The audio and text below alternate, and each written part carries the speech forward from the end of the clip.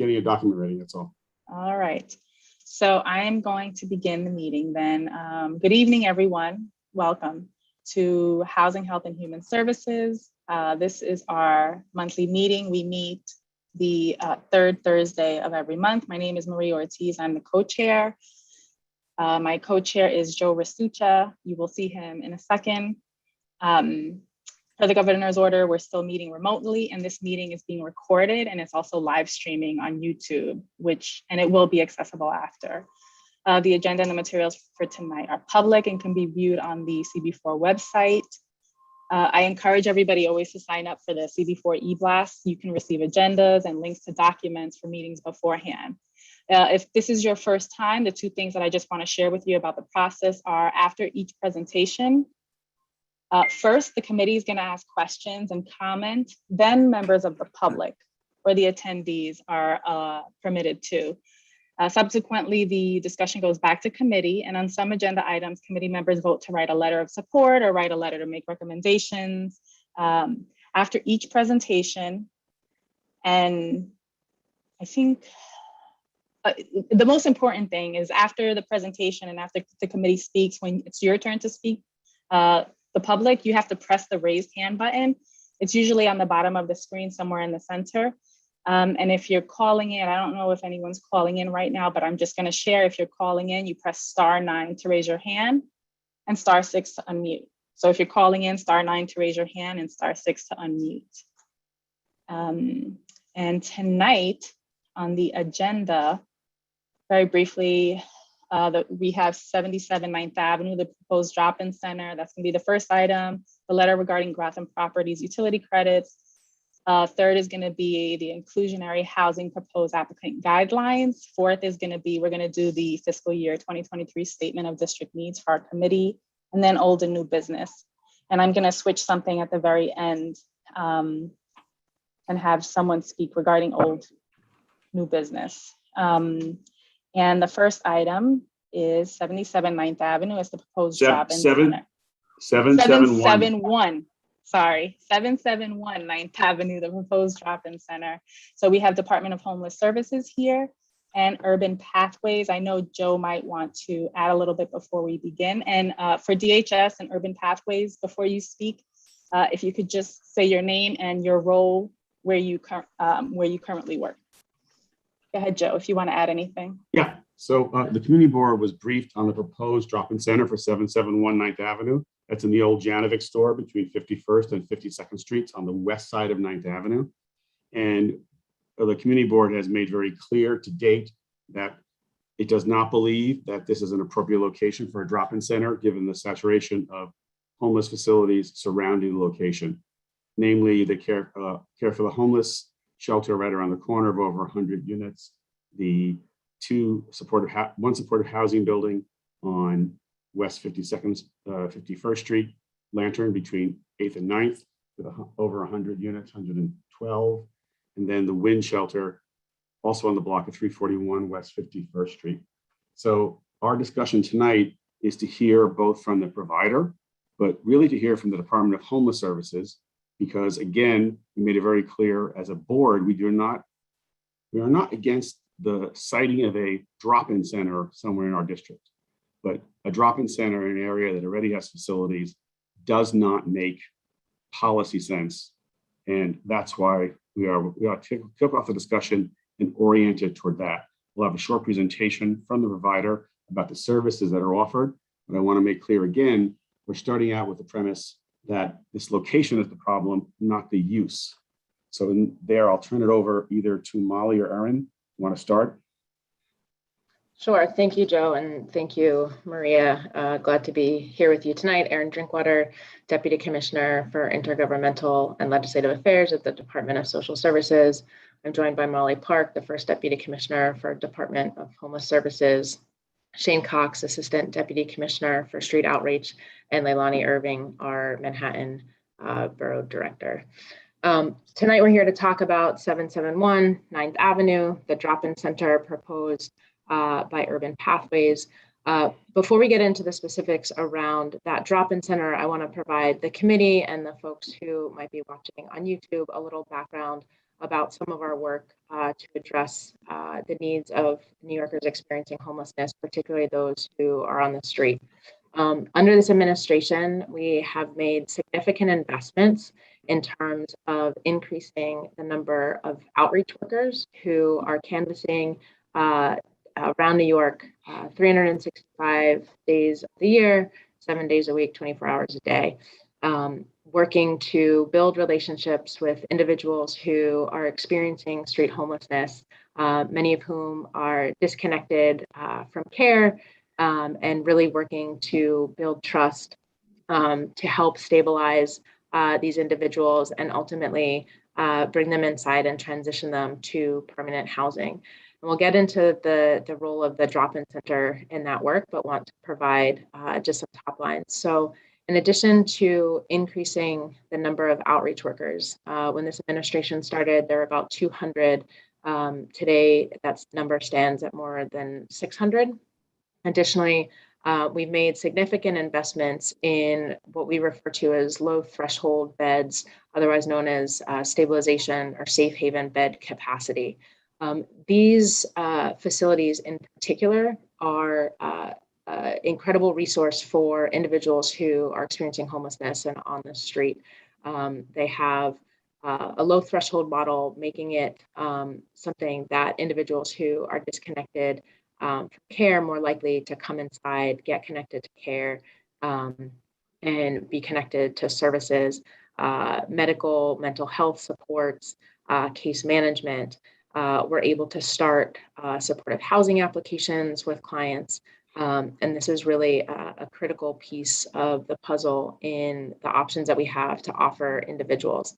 When this administration started, there were about 600 of those beds. To date, there are more than 3,000, with hundreds more coming online in the next couple of months. Additionally, we've had to make adjustments over the course of the COVID pandemic in the way in which we do our outreach. We, during the subway shutdown, worked with our outreach teams to have them placed at end-of-line stations, recognizing that we would be able to speak to individuals and clients and really work to bring them inside. Over the course of the pandemic, we were able to bring over 700 individuals inside who remain inside today, which is a real testament to the work of the outreach teams that they're engaged in each and every day. As it pertains to the drop-in center, over the course of the administration, we've also seen an increase in the number of drop-in centers available for clients who are on the street. Typically, drop-in centers are formulated in a way they have chairs and other resources on site, opportunities for folks to be connected to case management, but also hot meals, clothing, showers, laundry facilities, counseling, and other social services, connections to healthcare. And it's an opportunity for individuals who, might not be ready to come inside and take a placement for a bed to still be connected to social services staff and get connected to the resources that they need. Prior to this administration, there were 4 drop-in centers that were only operational during the daytime hours. Today, we have 7 drop-in centers that are open 24 hours a day, 7 days a week, providing those resources that I talked about. And I think the key point to note about both the stabilization capacity that I talked about, so those low threshold beds and drop-in centers, is that location is key. What we realize is that when an individual is ready to say yes and accept a service, particularly one where they're coming inside or getting connected to care, the location really does matter. If we don't have vacancies or it's not in the geography that a person has, familiarized themselves or used to in the neighborhood, folks will and can turn down that service. And so the 9th Avenue proposal that Urban Pathways brought to us was critically important in terms of the agency being able to increase our capacity for drop-in centers, which we know is well needed, but in particular, being able to address the need on the west side. This is an area where we see individuals experiencing street homelessness that would be well served by a location in this particular geography. I'm going to stop there with the sort of top line overview and turn it over to Mark Horwitz from Urban Pathways to talk a little bit about the details of their program, the organization as a whole, and give the committee a bit more information about the project, and then happy to answer questions of my colleagues. Thank you, Erin. Thanks for having us, Maria, Joe, committee members. I'm Mark Horwitz. I'm the Chief Operating Officer at Urban Pathways. I'd like to be able to share my screen if I can to go through a PowerPoint. Is that okay? Nellie will allow you to do that. Yes, you have the ability to do that, Mark.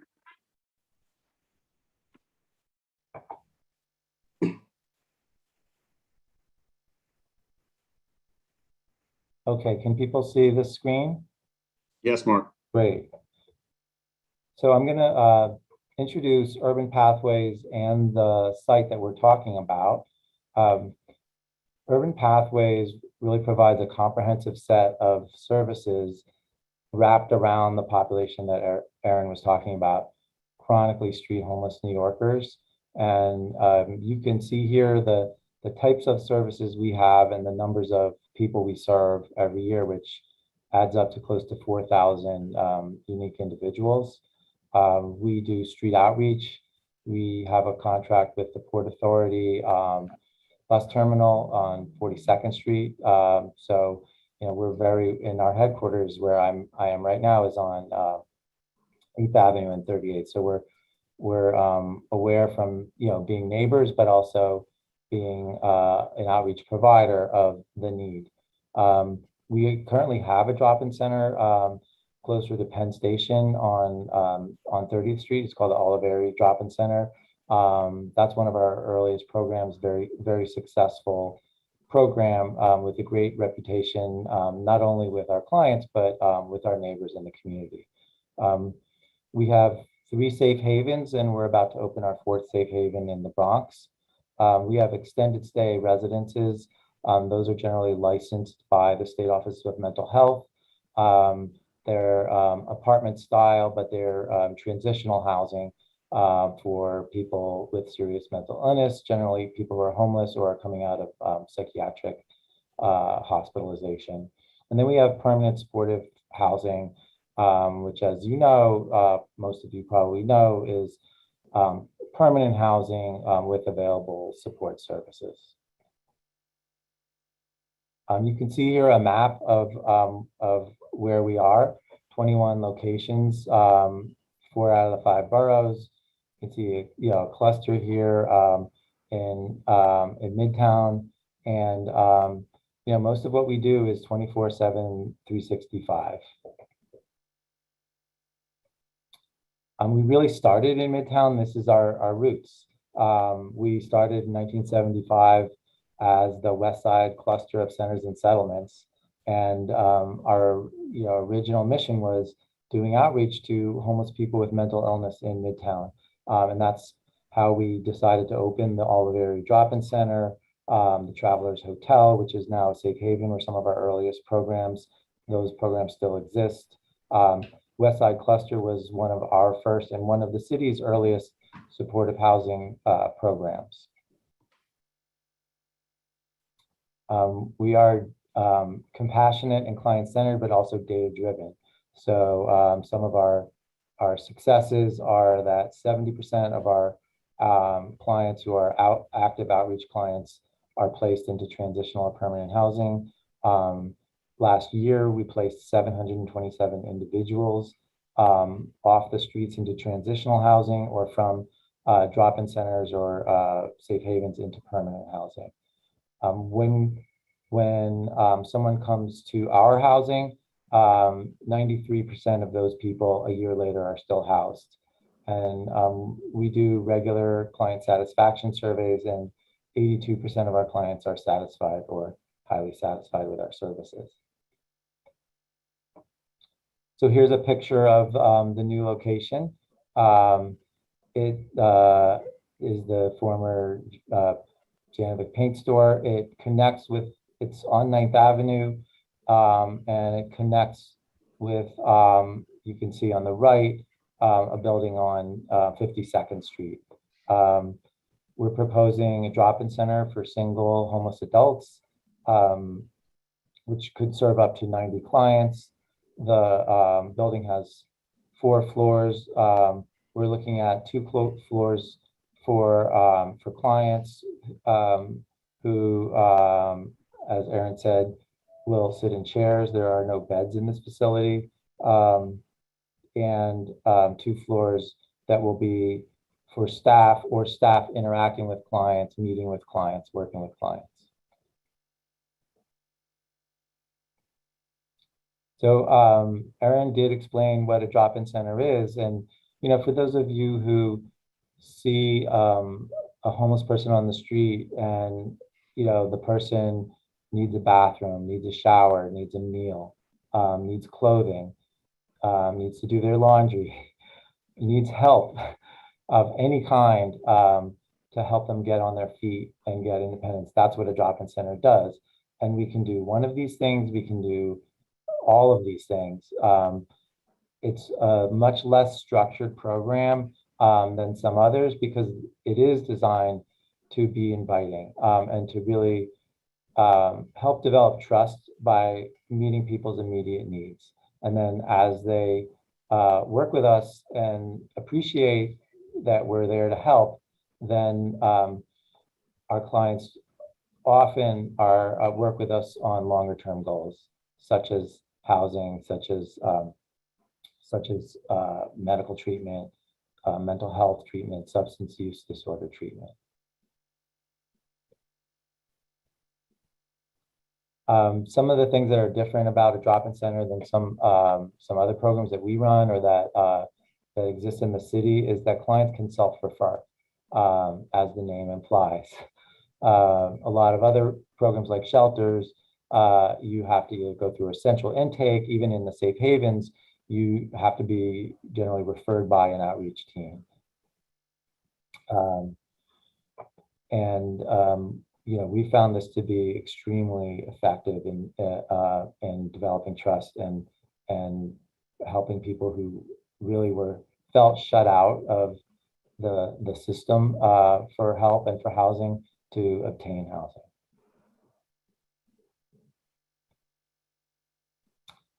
The program we're proposing to DHS will have about 33 full-time employees. That would include a program director, a director of social services who will be a master's level social worker, case managers, housing specialists, and then on the operations side, a director of operations, 24/7 security, maintenance, and cooks. We think it's important to cook meals that are prepared by Urban Pathways, and that creates more of a welcoming environment that the clients can talk to the person who actually makes their food, and that it's cooked on site. So that is my presentation. I understand from the committee that there are lots of questions about this particular site and why this site, but we just wanted to give you an overview of what we're proposing. And I guess I'll just close by saying it's incredibly important for us. We don't see ourselves as coming into a community. We see ourselves as being part of a community. And the number one thing that we pride ourselves on is responsiveness to community concerns. And so, you know, we will make ourselves available not only tonight, you know, but throughout our process. And we're already, you know, working in the community. And so those of you who've worked with us before know, I hope you know and see that that we want this to be a collaboration. We want this to be a dialogue, and we definitely want to be open to hearing any concerns or issues that the community has either now or you know, if we are fortunate enough to be able to provide the service in your community board to do that when we open. Thank you very much. I'm going to try to stop sharing as well.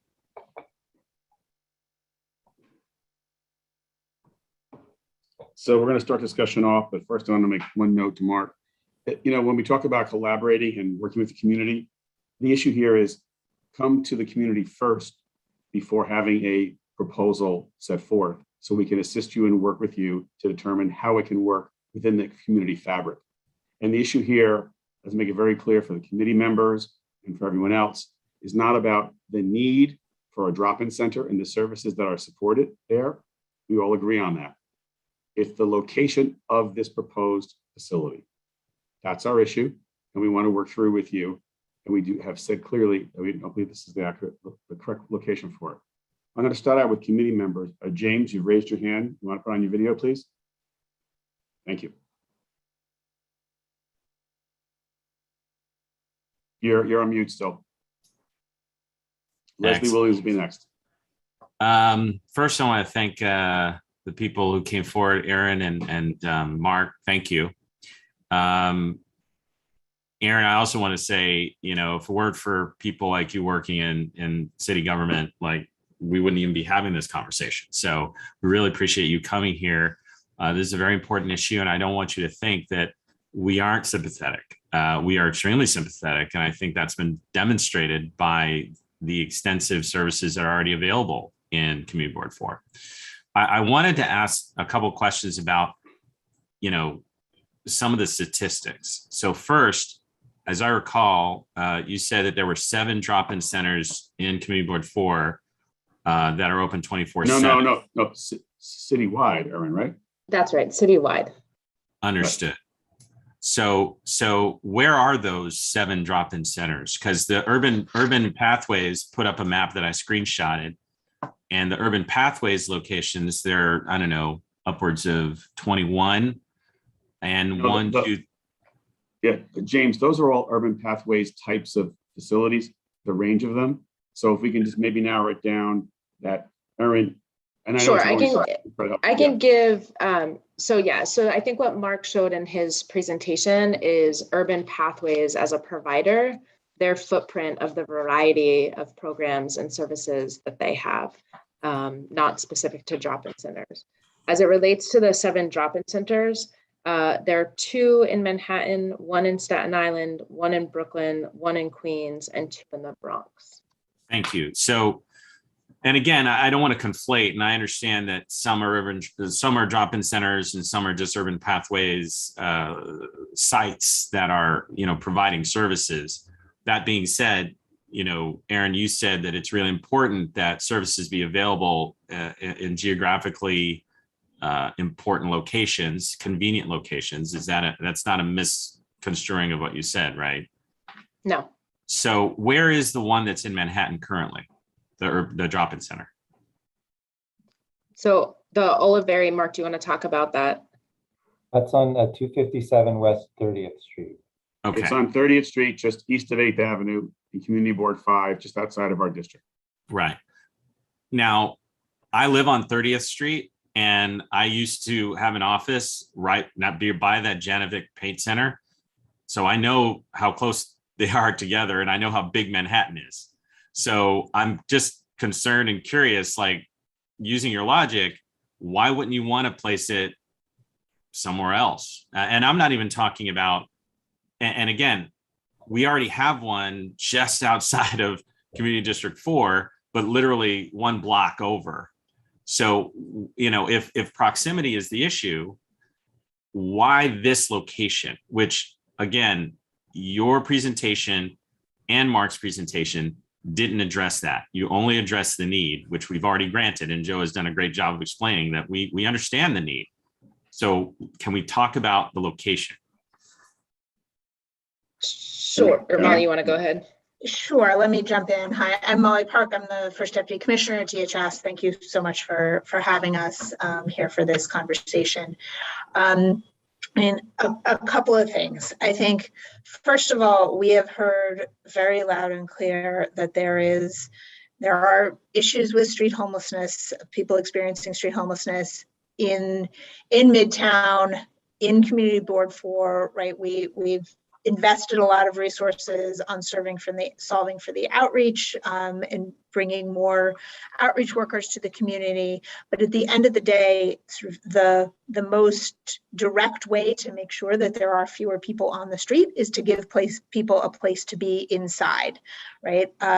There are a slew of reasons why there are people on the street experiencing street homelessness and contributing to the quality of life issues that brings. I think we talked a lot here from a very client-centered perspective, and that's appropriate for DHS, but I also want to acknowledge that people experiencing street homelessness are not good for local communities, right? So if we want to be able to minimize those quality of life issues, giving people a place to, use the restroom inside, to shower, to be off the street and be away from the people on the street is really important. So some of what we're doing here is really, reacting to where we are hearing need in a very strong and that need is being illustrated in a very compelling way. The other, the why this particular site, we are, and our DHS providers are players in the New York City real estate market, right? We have to go out and our providers have to go out and find sites that can work, where the landlord is interested in engaging in the right kind of lease, is willing to do the right kind of construction work, is that it can meet the needs of the particular use, right? So and where the pricing works for DHS contracts, right? There's a slew of other factors, but at the end of the day, we are out and our providers are out searching for real estate that can work. So we can, we hone in on particular areas. We give people particular criterion that we're looking at, but there is an aspect of having to be somewhat opportunistic because we are players in, what everybody knows is a challenging New York City real estate market. So I think those are, the 2 points that I wanted to make and answer those questions, but of course, happy to answer anything else. Joe, if I could have a follow-up, please. Yes. There's a very relatively famous Charlie Chaplin movie where Charlie Chaplin has an orphan and he sells windows, and he has the orphan throw rocks at windows to break them. And then he conveniently shows up and says, "Hey, what do you know? I sell windows." And my concern here is that in part because DHS has caused a concentration of people requiring homeless services. Now you want to continue providing homeless services. Like, I want to see what is the justification, which I still haven't heard. And Molly, your response was it's opportunistic, which is very different from what Aaron said, which was because we see where the need is. So my question is, what data do we have that indicates that the people who are homeless in our district don't have the services that are needed, number one, and number two, where are the concentrations of homeless requirements and people who are in need of these services throughout the boroughs? So is there any data in that regard? Right. Let me clarify my opportunistic comment, right? We are very aware and very data driven that there are large concentrations of people experiencing street homelessness in Midtown and particularly in West Midtown, right? And I think there are a whole variety of reasons for that. And there's a variety of reasons why it became even more pronounced during the pandemic.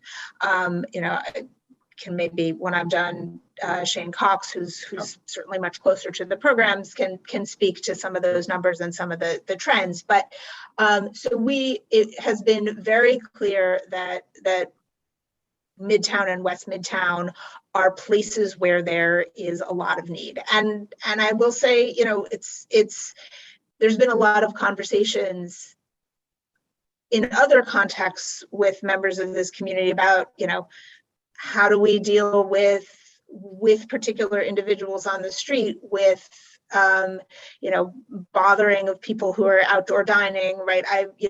All of those issues come up, right? So a lot of what we're doing here is responding to some of the feedback that we hear, right? So within this sort of larger area of West Midtown, very, very clear need. Can we say with, definitively that, we are only looking at blocks A, B, C, and D? That's where it becomes really challenging, given that we are in fact players in this larger New York City real estate market. So we are balancing the areas where we have a lot of need, and within those larger areas, finding real estate that can work for the given use. I'm gonna stop. Yeah, I feel like we're going down a rabbit hole, and I want to stop us for a second. No one in this community, no one in this community board said, we are asking you to come and solve the street homelessness problem by opening a drop-in center on our main street. No one said, we need a drop-in center. You brought a drop-in center at a location, and our response is, this is not the right location. Let's engage with the discussion as to where in our district this could be used. The other thing that you're really going to get a lot of pushback on, the residential community west of 8th Avenue does not get just to take every facility for the entire portion of West Midtown. That's not how everything's ever worked. We want to make it very clear to you. I want to go to another committee member and then continue. Leslie, followed by Roberta Barnett. Yeah, I want to talk about a couple of things that you said, Molly. One was we looked for a real estate location that can work, but we didn't talk about what would work for the community, the location. It was what would work for you. You indicated that this was reacting to, instead of being proactive, you're reacting to a knee-jerk situation which you are trying to respond to, which some of which was created by what was done by DHS, by Department of Homeless Services with COVID. When all these locations were housing people who were understandably in need of locations that were secure so they wouldn't get COVID, what came into the community was individuals from out of our community into our locations. And now they've become, of course, part of the community, which I get. And we need to service the people in our community. I appreciate what you guys do, that you are not talking about creating a puppy shelter. You're dealing with real life issues, which is fantastic. We're all 100% for that. But we live in the community, and we have lived for the last 3 or 4 years prior to COVID with other services that have been provided. We have Lantern, which is on 51st Street, which has about 112 beds. And we've had major issues for 3 years prior to COVID, a nightmare. And we finally have gotten that straightened out. We have the Wynn Center on 51st Street across from Lantern, which is a total disaster.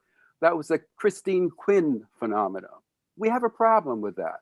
Then on 52nd Street, we've got some other shelters that are there for the homeless. And right on 9th Avenue, you're putting an institution which will create more conflict and issues. It's an oversaturation of the neighborhood. It's a total oversaturation. And it's a reactionary move which impacts the community and all of our members, not just the people you're pretending or intending to serve. Let's go to Roberta. Joe, can I respond say to something? that, or do you want? I want to hear a little bit from the committee members and Okay. we'll come back to DHS. Roberta? Happy to hear. Of course, Erin, of course, but it's not the moment. Sure. So thank you for being here, and thank you for thinking about providing these services. It's clear that they're broadly needed. I wanted to ask a little bit more about drop-in centers and urban pathways experience with the drop-in centers. Specifically with drop-in centers, what metrics of success do you wind up keeping? It seemed that when Urban Pathways was presenting on its own successes, that it was focusing specifically on its overall portfolio. It seems like a very successful provider, but I'm really curious about its performance at the Oliviary and the success is there, what the metrics for success are, and how well they're doing there. And if you could provide a little more information there. And then I have a second question that perhaps DHS folks could answer, which is, when you have these drop-in centers, to what extent do people travel to visit them? Or are the people who are utilizing drop-in services primarily located in the surrounding radius of a drop-in center? And maybe there's a breakdown there that you can relay to us. Thank you. Or approximate, right. Aaron or Shane, maybe? Yeah, I can speak to that. Yeah, thank you. And I, in terms of the drop-in centers, I would say that historically and generally speaking, they do serve people in the general area. These are really effective tools that the outreach teams have to engage people and get them inside when they perhaps were reluctant to go inside previously to what they considered to be traditional institutional settings or shelter settings. For whatever reason, the drop-in centers, this kind of very low threshold model where we can just bring you in real time, 24 hours a day, get you inside. You don't have to commit to much, as Mark already went through. They have lots of services, and it's a real key tool that they have to get people inside. So I'd say just generally, broadly, that's what we'd be looking at. We'd really be targeting the people in Midtown who we engage every day. And that's, again, just to say, that is how we want to serve and help the community, by helping the individuals on the street. And again, not to just, belabor the point, but I think the need is, we think this is a really particular, unique tool to help this population, help the street homeless individuals. So I think it'd be really helpful if everyone stops trying to sell us on drop-in centers. We've already said this is an appropriate thing. It's location. Next up is Katie. Should I just answer the specific question though about? Sure, Mark. Yes, Mark. Yes. We will provide you the actual number of placements, which I can probably find while the rest of the meeting is going on. But I will say our main metric of success is placing people out of the drop-in center into transitional or permanent housing. So they're not just sleeping in a chair, they're sleeping in a bed, and a bed that is, if it's short-term, it leads to long-term. And this particular drop-in center that we operate has a very high proportion of our overall placements. It's very successful in terms of placements, and I'll maybe later on be able to get you the actual numbers. Oliviary, you mean on 30th Street, right? Yes, Oliviary, our current drop-in center. Katie, followed by Josephine.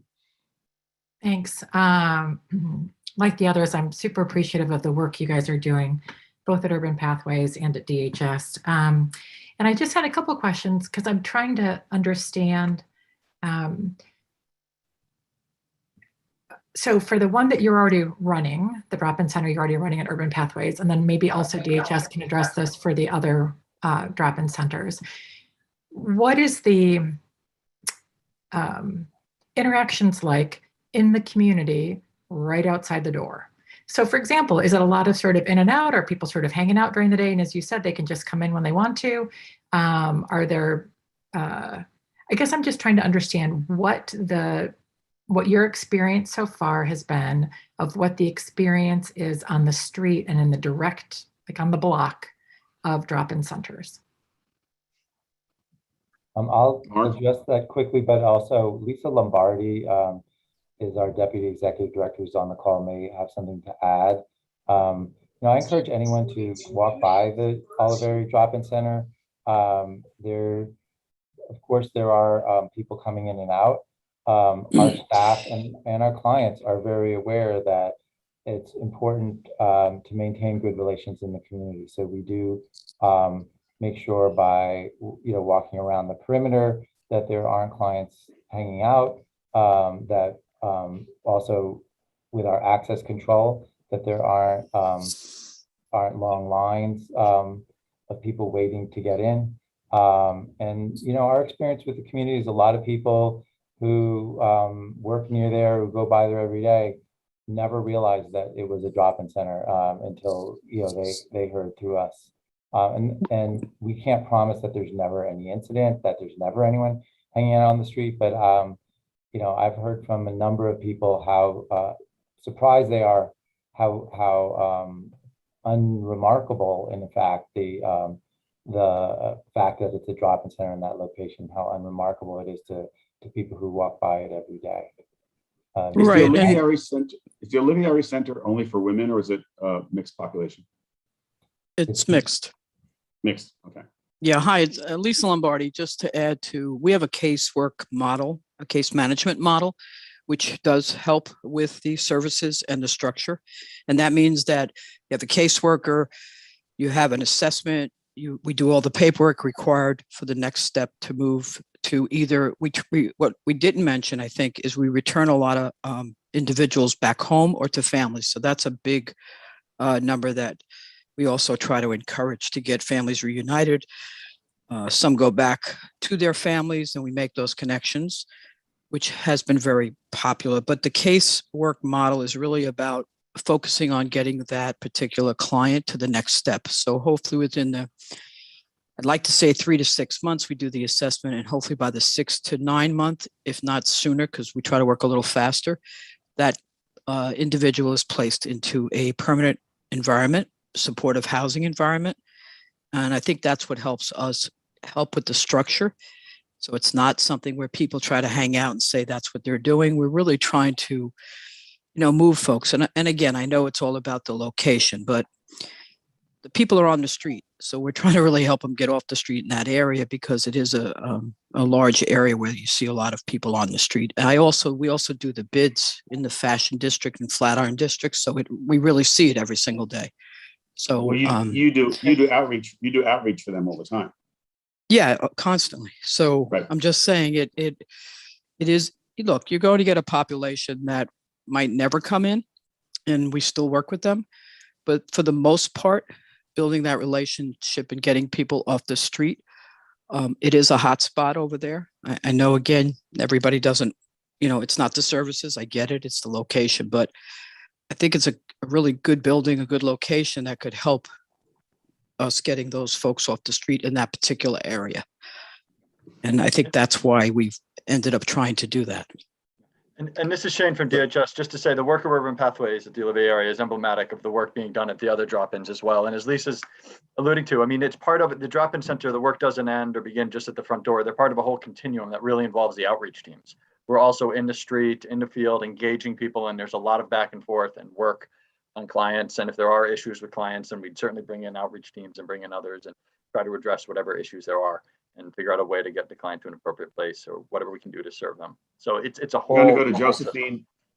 Well, I think, again, most of this committee understands that and has worked with it and embraces it, not the issue.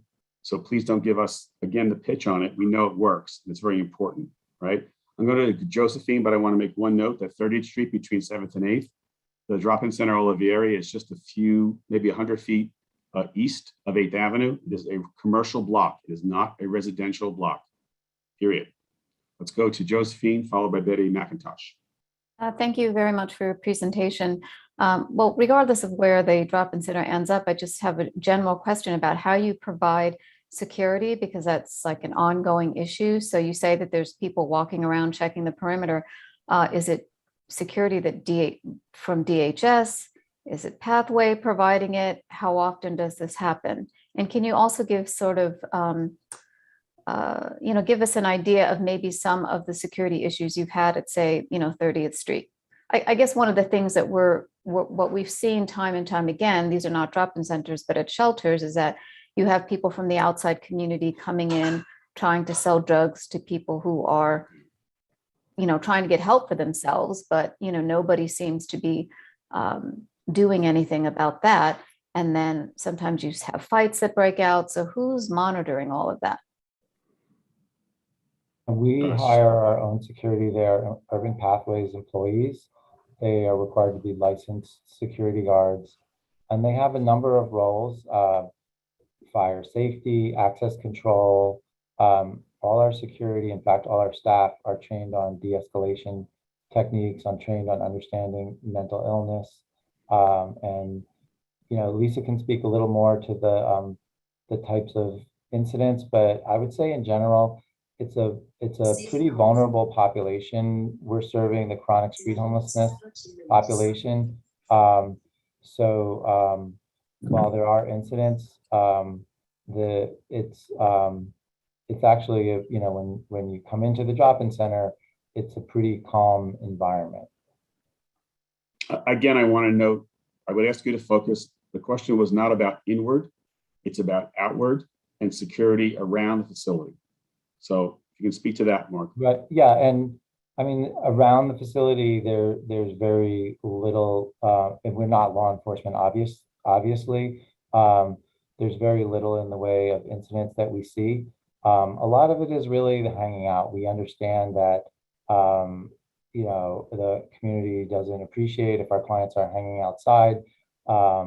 If they have, we encourage them to, and you know, Lisa can talk a lot about this, but that our clients who are motivated or even not motivated, we want to encourage them to explore their own needs and interests by going to a program, by connecting with other people, by developing social connections. So a lot of what was happening around the facility is really ensuring that our clients aren't hanging out, getting in any kind of trouble in the neighborhood.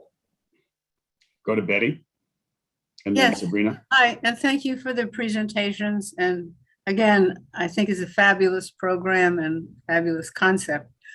I want to sort of follow up on what Katie raised and Roberta.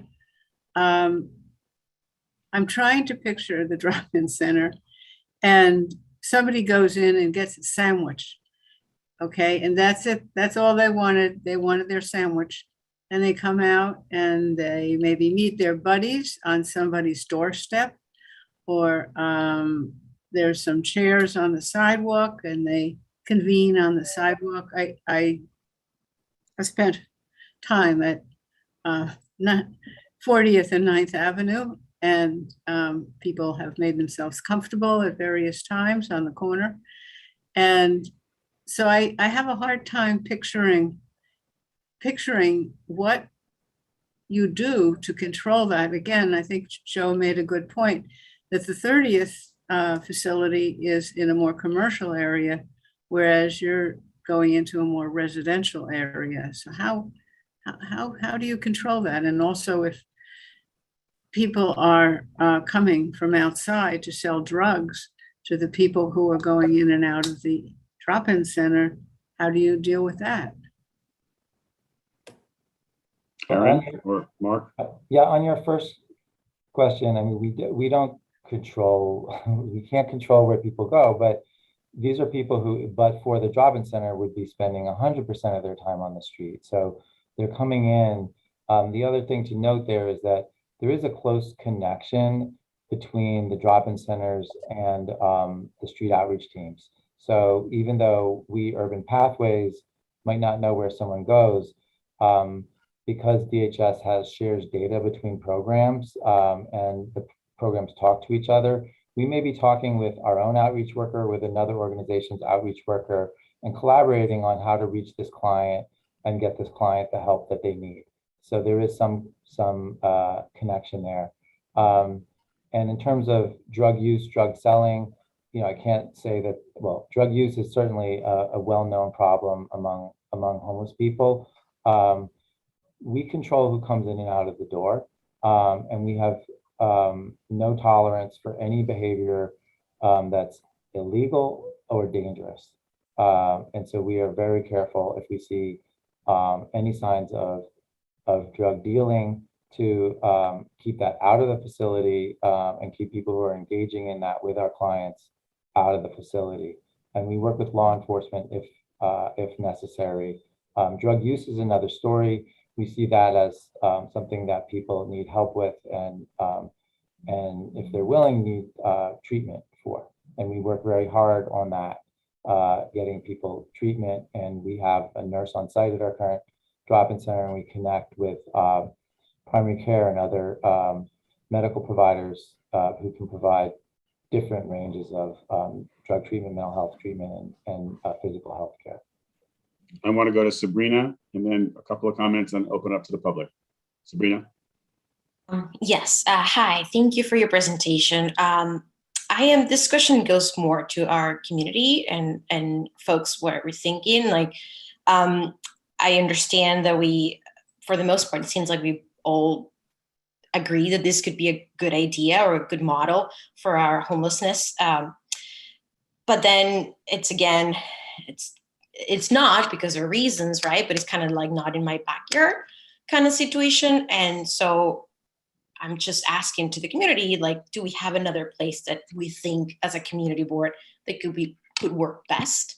Because it is a reality, right? Like we do, I mean, it is not, I walk my dog all the time, and I can tell you that every single day I see a new different homeless person sleeping in my street on 9th Avenue.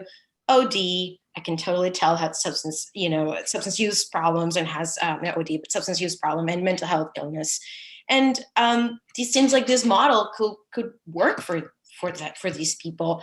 I don't know. I obviously have a very compassionate view on this, and I think most of us do.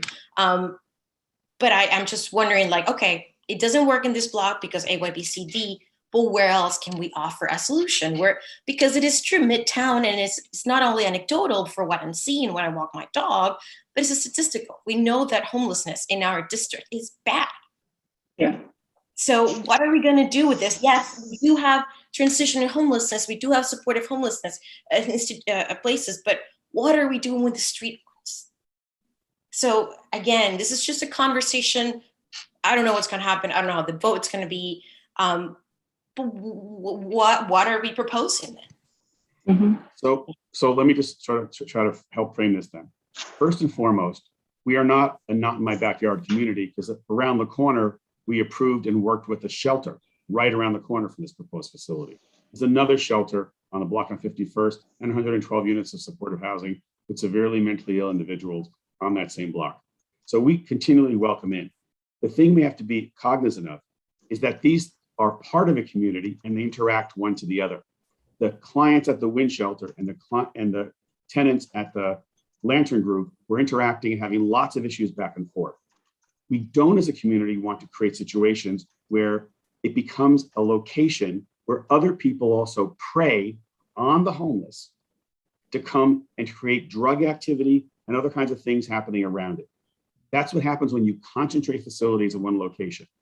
I wish in this process, DHS, in starting it, saying, we believe as one of the strategies to help deal with street homelessness in Community District 4, that we would like to open a drop-in center, and not to take what Molly unfortunately characterizes opportunistic on the real estate side and say, where in your district could this work?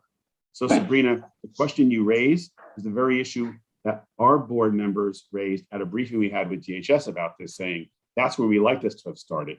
So then we can say, it'll work here or there, or how could it happen? With the idea that because there's a homeless problem in the district, you must put another homeless facility adjacent to 3 others. That's the crux of what we're managing. So I would hope out of this conversation, as we go through it, that we figure out how to work with DHS and with Urban Pathways for a location that would make sense. That's not one on top of the other. I don't see one person so far saying a drop-in center is a bad idea in the continuum of service, right? That's, if I can get a nod from people, from our committee members, this is a general good idea, yes? Right? Right, okay. That's what I wanted to make sure. Let's go to Maria, yeah? And then Aaron, sorry. And then Maria, and then who? Aaron wanted to respond on something. Oh, Aaron. Yeah, I just was hoping I would be the last committee member to speak before you went to the public, because I also wanted to share a letter we received. Aaron, do you want to go before you? Were you going to respond? I'm happy to. I wanted to just provide a little bit more information. I think what in regards to Molly's comment about, the agency needing to be a player in, the rough and tumble New York real estate, markets, is that we need to have relationships with developers and landlords who are willing to work with us. When providers respond to our open-ended RFP, one of the key requirements that they must demonstrate is site control. We, oftentimes will work with providers and consider projects where site control is not demonstrated or site control is lost. And I'll share with the committee that there was a project that, was in a different part of Community Board 4 where the provider couldn't demonstrate site control. And so we were not able to move forward with that project. So when Molly talks about opportunity, it's not in a way that is overbearing. It is about making sure that all of these pieces work together. And speaking of the pieces working together, some of the projects that you note in the area serve a very different purpose than what this drop-in center would be serving. It really works to connect people to the care that's needed. And for the individuals in CB4, we do know that we have, sorry, my phone just locked up again as I was about to cite the numbers. We currently have 37 clients on caseload who are in the vicinity of CB4 with an additional prospective clients of 121. In the last 6 months, we made 76 transitional placements from Community Board 4 and 9 permanent placements. We know that there are hotspots in this area, that there are individuals experiencing homelessness on the street that will be well served by this geography and having this drop-in center in this particular area. So it's not just that. But I want to say again, you are selling us again on the need for the service. We said that we believe the service is important. It is not overlap to the others. It's the location. So let me give some locations. Right. So 59th Street and the West Side Highway. That is an area where our teams are regularly encountering individuals. That is in quite close proximity to this location. 57th between 7th and Broadway. These are areas where our teams are regularly engaging individuals who are on the street, and having a resource that's close by in the neighborhood could be that opportunity for a client to say yes and be connected. And as Mark said, for the individuals who are concerned, but for they're 100% outside, as opposed to being able to come in, get a meal, and perhaps you're right, maybe they come in, get a meal and leave, but during that time where they're inside, they're making connections and building trust with the staff at Urban Pathways, and that's important as well. Also, I might note, could you please not keep calling our community a geography? It's a community that is interconnected with all kinds of organizations and people. And it is not just the one portion, which is the homeless population. It's a much broader community. Pete and then Maria. We'll close up and then go to the public. Hi, I'm very familiar with this situation, given that I live in an SRO and we're housing a number of homeless people from the Urban Pathway community. In the past, we've had a lot of problems in our building. And I think Lisa can explain a lot as to what has happened in the past in our building on West 48th Street. Now, currently, the tenants or the clients of Urban Pathway have been behaving very, very well. But in the past, it's not been so well, and it's been a nightmare. I know you have Urban Pathway has an agreement with the landlord, and I'm not sure what that agreement is. The number of units that are being taken that are normally for regular tenants. It bothers me. We don't, in our building, we like to keep it kind of balanced so that the regular tenants are still residents of the building. Whereas I think the agreement is that the Urban Pathway is taking over the units, and in the process has, in the past, made it a nightmare for the regular tenants. Again, currently that's not the situation, but it bothers me that there is an agreement with the landlord, and I can envision some of these people from the drop-in center coming into the building and making life pretty miserable for us. So I just want to know, so just to say what this is about, 300 West 48th Street, Urban Pathways leases a number of rooms from the same owner of the Travelers Inn on 39th Street. And they leased a block of rooms and initially clearly placed people who were not ready for even transitional living there. And there were serious problems in the building with drugs and violence and police activity. And the concern we had from the community is that these are shared bathrooms for the long-term tenants plus the temporary placements. That has been a problem. It has now been resolved. But to note that we have never had a problem like this is not right. We've had problems, and it is a management problem that Lisa was very involved with and very helpful with. So again, we know Urban Pathways, we've worked with them. I also want to note, and Maria will sum up from the committee, that Urban Pathways ran a drop-in center on West 41st Street in the Port Authority building, just behind the old Project Find space. And it was called the Open Door prior to anybody from Urban Pathways working there today. And it was a poorly managed facility and was a serious problem to the neighborhood up and down 9th Avenue from 41st Street down to 39th Street. And it was just a very difficult thing. And then it was closed. So that is a different place and time. We work much better today. There's no question about that. And so does Urban Pathways. However, we go back to the issue of the continuum of care is great, but you don't have to have a continuum of care all in one block. Maria, I want you to sum up for the committee and then we'll take it to the public. Before I do, I think I saw JD raise his hand. JD, did you raise your hand?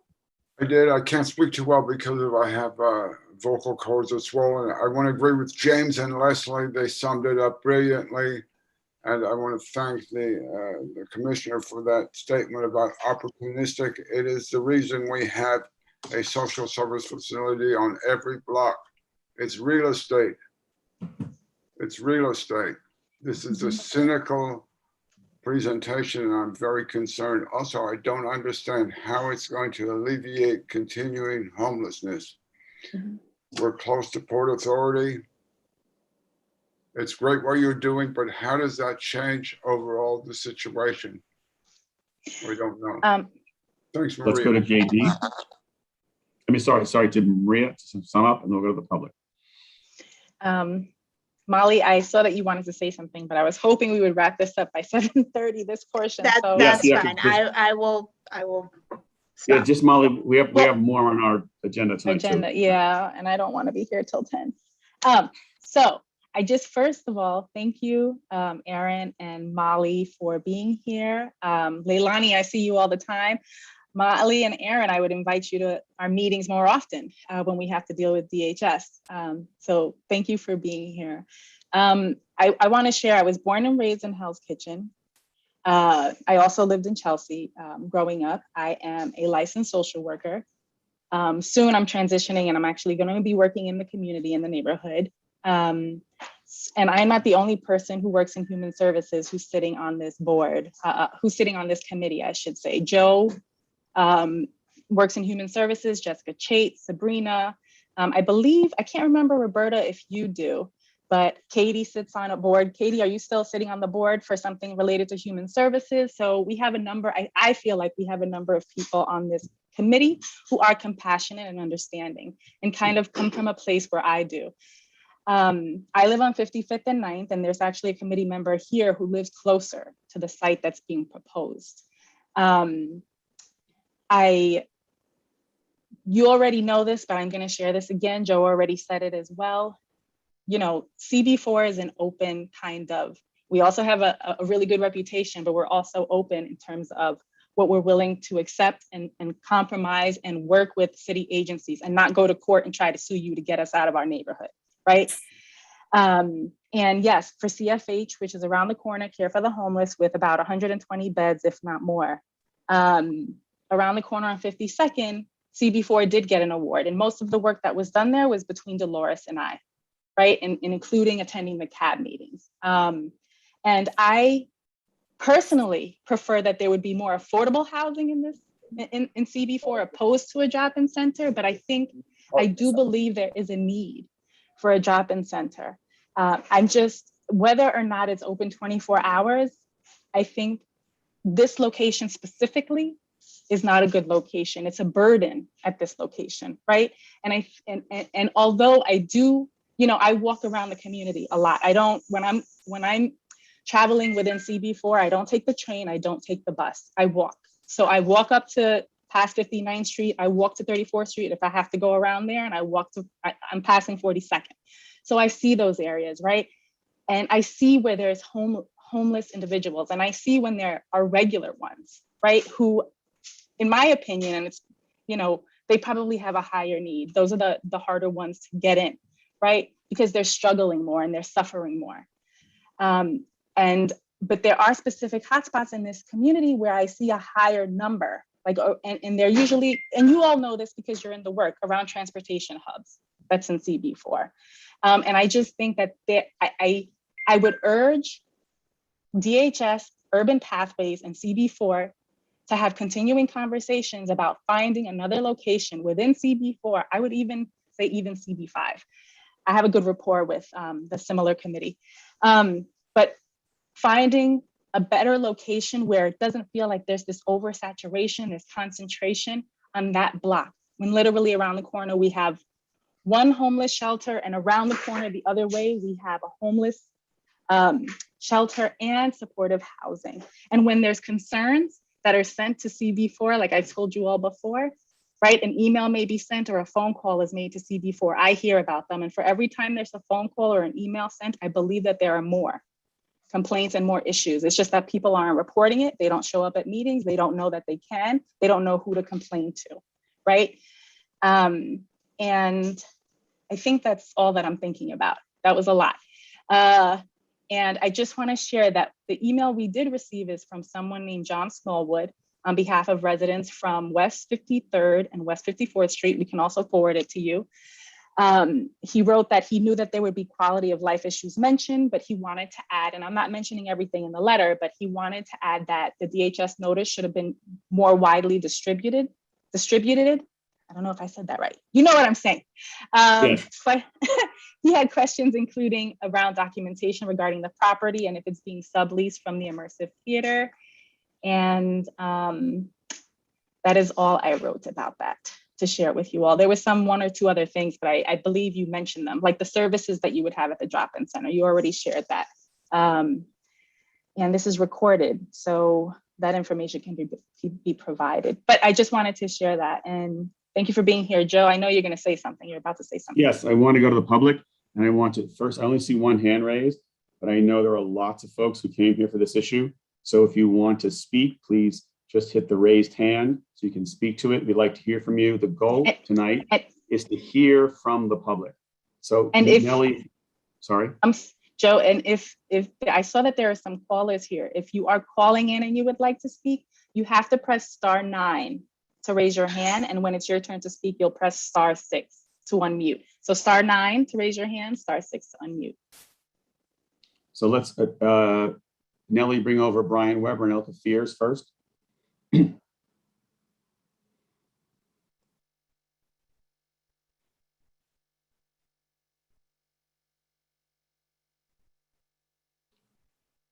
Okay, Brian, you're first. I was going to let Elka go first. Hi, everyone on the board. Thank you for bringing me over to the panel.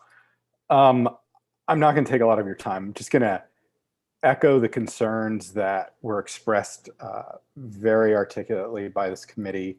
And I also just want to echo the point that I think as a community, we are well aware, if not more aware than DHS, of conditions on our streets.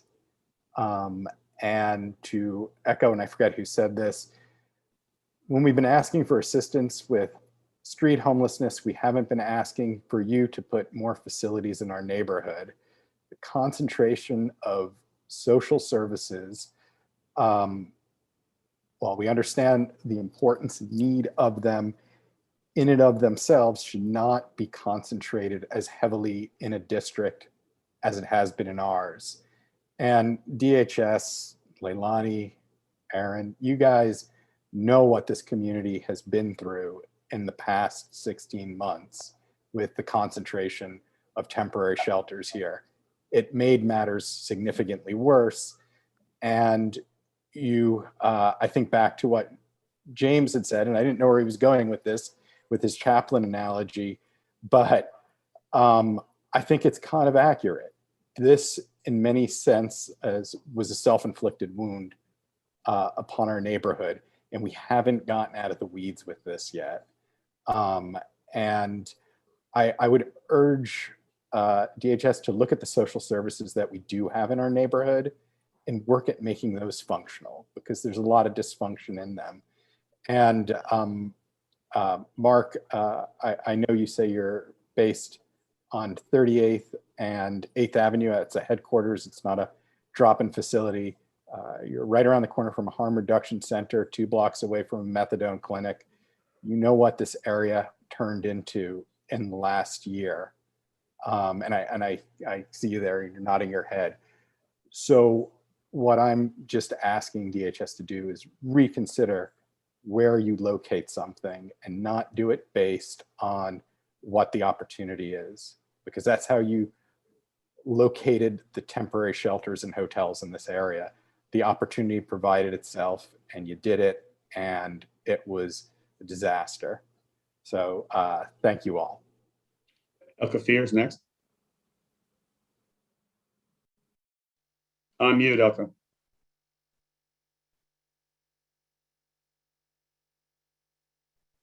Okay, thank you. Hi, thank you for the presentation. I want to support the community board's position on this. We aren't against the homeless or having facilities for them, but the site is just not appropriate. It's just, you know, in the 40s and 50s in Hell's Kitchen, every single block almost has some kind of homeless outreach program, supportive housing, and, you know, people forget we're a residential neighborhood. And I think we need to remind folks that we have more residents here who like a quality of life. Urban pathways, great. We have Ivan Shapiro House half a block away from where I live. And I have to say, Ivan Shapiro House is not that terrific many times. You don't follow up on some of your residents. So I'm concerned about what will hang out, who's going to stay around another homeless shelter. And we know from when the hotels were filled with the homeless during the pandemic, that what follows are drug dealers who prey on them, which is terrible. Nobody wants that. However, the drug dealers stay, even when some of the people that make use of the facility leave. They stay to prey on other citizens. So the area just is not appropriate. And having someone come from the West Side Highway to 9th Avenue is quite a trek, quite frankly. So thank you. Again, thank you for all your work, but please consider a different location. Thank you. So let me just ask the public one more time. I see we have 28 attendees and a number of people I know who live on West 51st or 52nd or 9th Avenue. Anyone else willing to speak? Yes, next, bring over Liliana Lopez. But anyone else who wants to speak, because we'll close the public session part of it unless you raise your hand. Liliana, is she here yet? Yes, Liliana, please go ahead. You're on mute. Of course I am. Can you guys hear me? Okay, great. Thank you. So many things have been flashing through my mind as I'm sitting here. And if you can just introduce yourself and say where you live so we understand geography. So my name is Liliana Lopez and I live on 501 West 52nd Street. It's on 52nd Street and 10th Avenue. But the first thing that came to mind when I heard about this was the fact that my 12-year-old son just started commuting on his own this year. That has been monumental in our household because I'm a Hispanic mom who is very protective of her child. And I never thought I was going to let him get on a bus by himself. Fast forward to now, he's on the bus by himself. But where he gets off coming home from school is on 52nd and 9th Avenue, right outside of that building. And so two things. My first thought is, I'm sorry, I consider myself a very compassionate person, but I'm a mom first. And so my concern is that of security. The location, the answer about it fits and it's convenient, it does not qualify. It really does not, because it doesn't seem to be a convenient location for all. And then the other part that's really troubling is that we keep talking about your clients, but what about the residents of the community? Like, no one has addressed the fact that this is a residential area with 2 schools on or just around the block from that facility. There's PS 111 and there's the Catholic school. If you walk down further to 52nd and 8th, there's another school there. If you walk over to 50th between 10th and 9th, there's another school there. So what are we doing about outreach to the community? Like, do we get a say-so in who is coming in and what programs are being brought into our community? Because I know that if I had not heard about this before. Had I heard about it, I probably would have tried to be a little more verbal. But you know, I think that you need to engage the community as well to make sure that we are also going to have things that we need if a program like this gets added to the programs that are already in place. Thank you very much. Christine, bring over Christine Gorman and Katie Savage. Christine, you're next.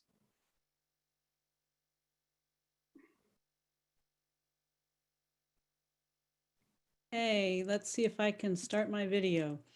My name is Christine Gorman. I'm with the West 55th Street Block Association.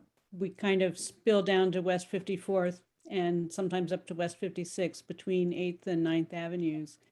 I just wanted to say that this committee is very thoughtful, and I'm a longtime resident of Hell's Kitchen, have been very supportive of Community Board 4. And if they're concerned, I'm concerned.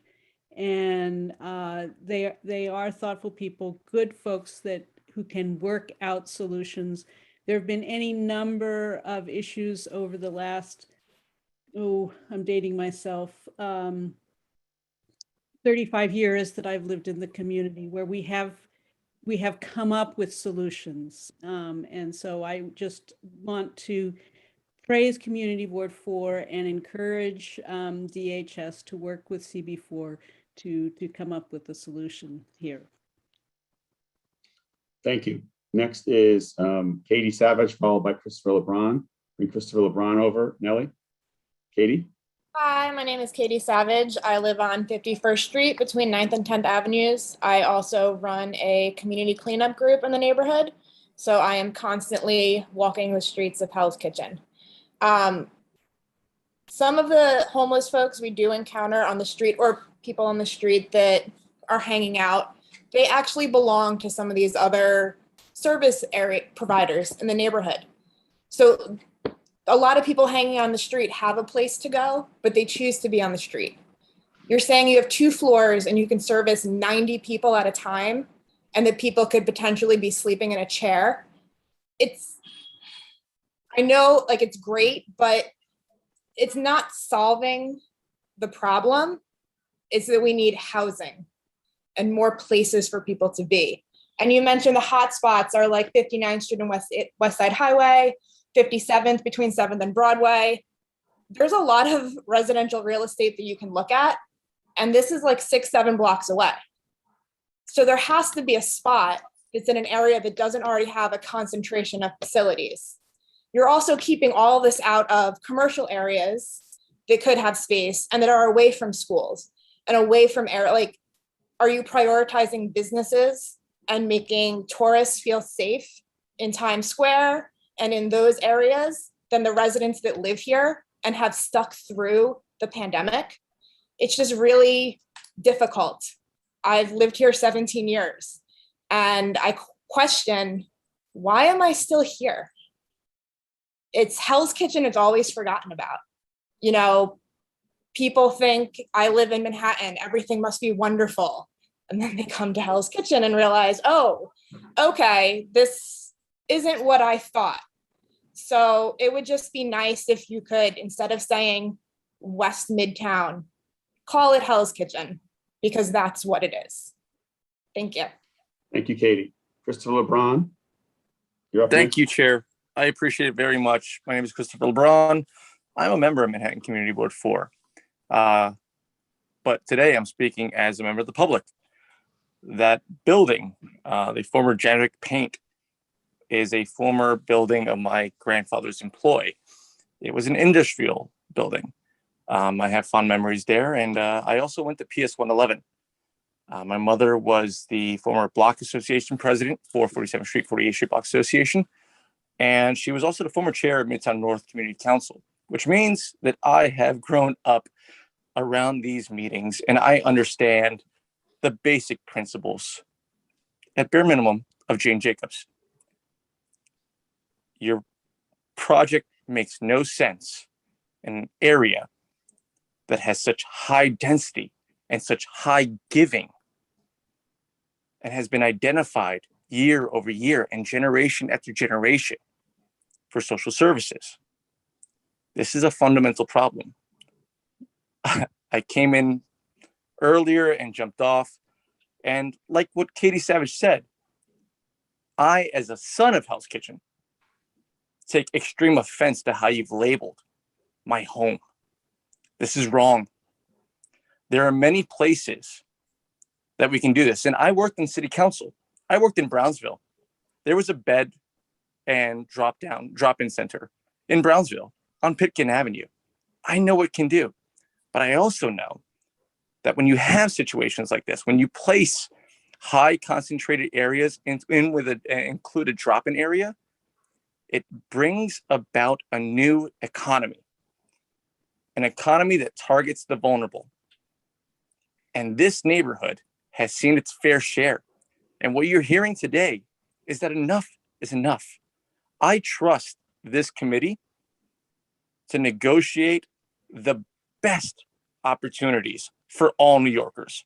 And I've trusted them with my entire life. It's time for you to come to the table. Thank you, Joe. Thank you, Maria. Thank you for coming today.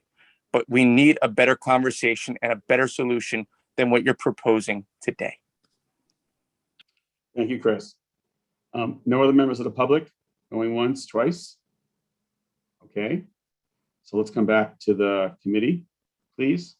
And I think we've heard the presentation. We've heard members of the committee. We've gotten some information back, and we've heard members of the public. Sorry. Roberta, Roberta, do you have your hand up? Yeah, I was hoping to just ask a question, if that's all right. Some of the sparked. Just be mindful of the time, because we're now really pushing it. Yeah. If this center is not approved, or the committee does not recommend the center, will DHS just proceed, as of right to build the drop-in center without committee's approval? Or if this center is not approved, the DHS does not proceed with it, will it be unlikely that another drop-in center is built in the vicinity? Will DHS continue to look for sites?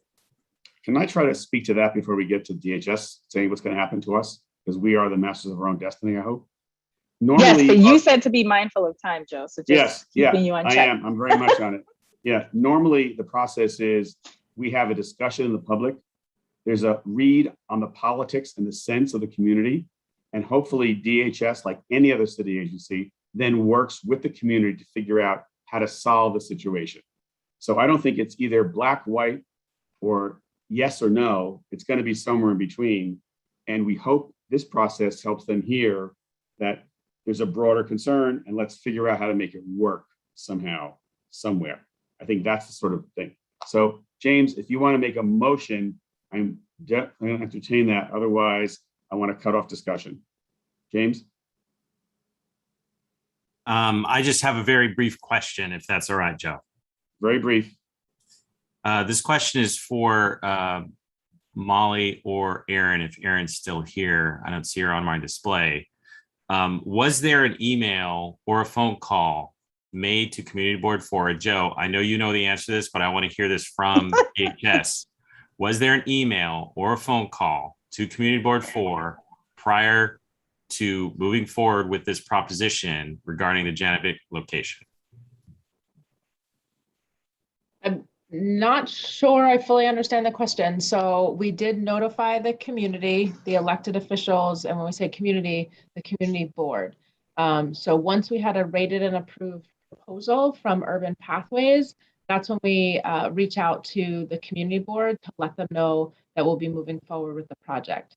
Okay. Before that letter is sent, each year the agency does send a letter to the community board and our elected officials requesting sites that might be utilized by the agency for the variety of purposes that we've talked about tonight. So shelter, drop-in centers, state pavements, etc.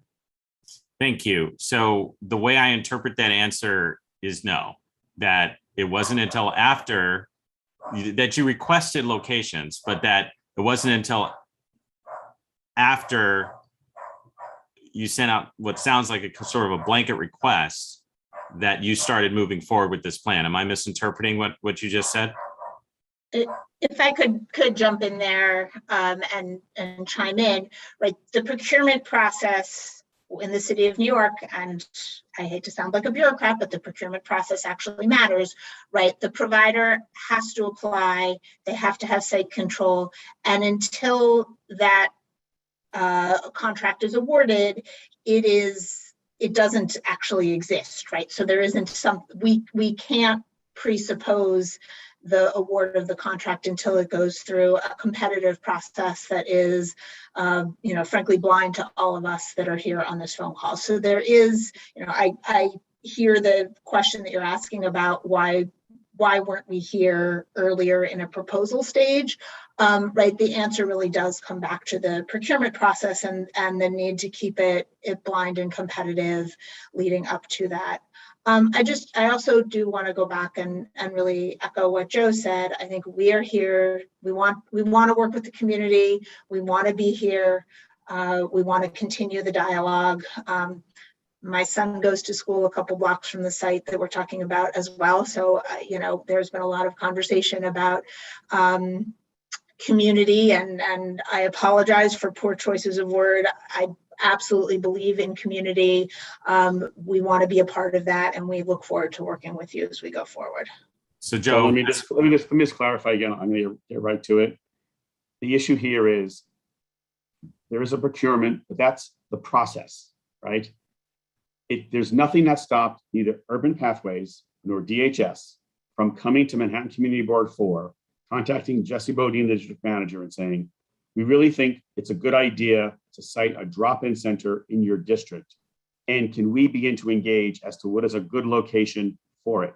Nothing on the procurement process stops that from happening. And Urban Pathways is a known quantity to us. And Mark and Lisa have been in front of our committee many times. They could have chosen to come and say, we want to do something. And in fact, we want to do something now, not DHS. We are not for profit, and we'd like to explore this site. Does this work? They did not do that. Thank you, Joe. So you totally got my point. And Right. Molly, just so you know, I spent 10 years in the military. I'm very familiar with procurement processes. I know they're bureaucratic, but what Joe said is exactly on point. That although you have a process, that doesn't preclude you from giving a heads up to the community. Last point I want to make. The current motion, and then James, a motion. Yes, maybe? absolutely. I will make a motion. The last point I want to make is that the Janovic Paid Center is actually moved to the current location of where boxers used to want to be. That was a very controversial request for a liquor license. The reason I'm bringing it up is because we were accused, this board and people on this board were accused of being anti-gay, homophobic, and against any sort of social scene that involved homosexuals. And the eventual location of the boxers was a block away. So all of those criticisms were unfounded. And what it came down to was, what is the best location? So all this discussion as to what is the need, what is the benefit, is irrelevant.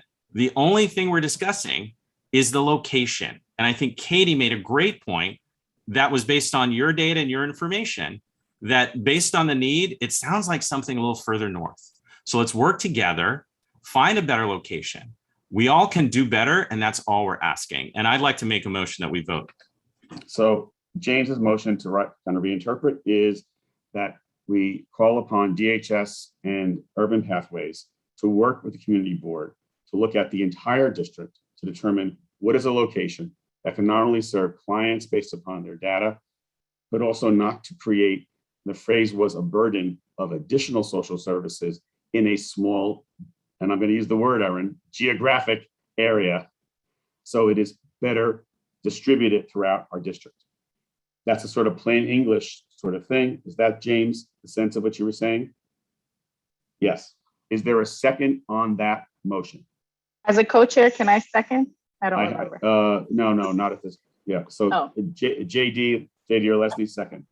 All members who are in favor of that motion. All members who are against the motion.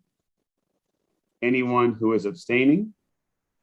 Anyone who's present, not eligible. All right, so the motion carries unanimously. And I really want to thank the public, the members of the committee, everyone back and forth with Urban Pathways and DHS was very respectful, talking back and forth. We really appreciate working with you. And again, we wish it happened earlier so we could get to a better spot, but as long as we get somewhere, that's what we're going for. Erin, you have a question for us?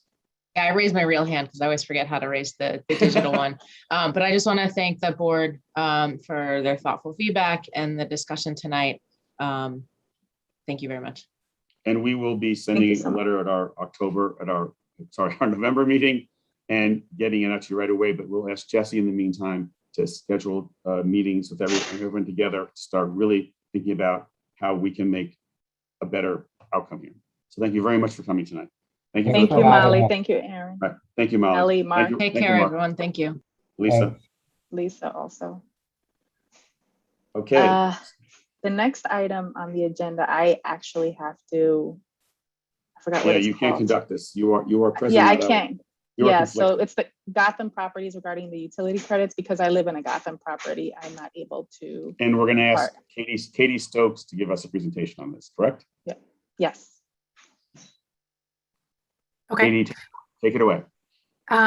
So this is basically the same discussion we had very briefly during the full board meeting, our last full board meeting. But just to sort of give you a quick overview. So at Gotham, in some of their buildings, actually in all of their buildings, they took away a credit that people had. And so all of a sudden. A credit on their rent bills. Yeah. And basically what this amounts to is that suddenly people were being charged on average around $70 more. And so in the largest property at Gotham West, some residents complained, and they filed a letter. I'm forgetting the name of the agency right now, but they filed a New York State Housing and Community Renewal, right? Yep. A rent overcharge. So they filed a complaint, and then Gotham went back to them and said, all right, retroactively, we're going to go back and we're going to fix this. And going forward, this isn't a problem for all of you who live here in this building. Don't worry about it. Then in Maria's building. in the Nicole on 55th and 9th. There you go. It's not Maria's building. It's very important that it's not Maria's building. That's true. But there's actually a third building, and I'm trying to remember the name. So, and I don't have my letter right in front of me. It's outside of our district. Yeah, it's outside the district. But just to give you a sense, so there's in the Nicole and in the Atlas, also Gotham buildings, those residents face the same thing. Their rents went up by about $70. And they said, hey, and And so we actually, as a community board, we wrote a letter a year and a half ago or so, and we said, hey, Gotham, we'd really like you to not do this credit right now, or to not impose this credit, or ask people, basically, you're raising their rent. And also send us all the information so we understand it. That was Send us all the information. And then this was during the pandemic. There was huge delays, lots of back and forth. We didn't get a response. We asked them, whatever, blah, blah, blah, lots of back and forth. We finally got a letter back from them that said, nope. We saw your letter, thanks. But unless people at the Nicole follow the exact same procedure that people at Gotham West did, we're not giving any relief here. Making the filing to New York State HCR, right? Exactly. Mind you, as we all know, during the pandemic, it was not at all easy to figure out how to do, to make these filings and do that sort of thing. So this letter that we've drafted simply says, Gotham, all we're asking right now is for you to treat people at the Nicole the exact same way you're treating the residents of Gotham West. Nothing more, nothing less, just treat them the same way. And it should be retroactive. A lawsuit has been filed by residents of the 3 buildings against Gotham West. We're not opining, I'm sorry, not against Gotham West, just against Gotham. Like Gotham Construction. We're not, and we're saying just whatever happens there, all we're saying is treat the residents of the Nicole the exact same way you're treating the residents of Gotham West. That's all we're asking. And then as the legal actions or the various DHR complaints proceed, they'll get settled out in the normal adjudication that happens in that process. However that all happens, we're not getting involved in the legal stuff at all. All we're saying is, in the interim, just treat everybody the same.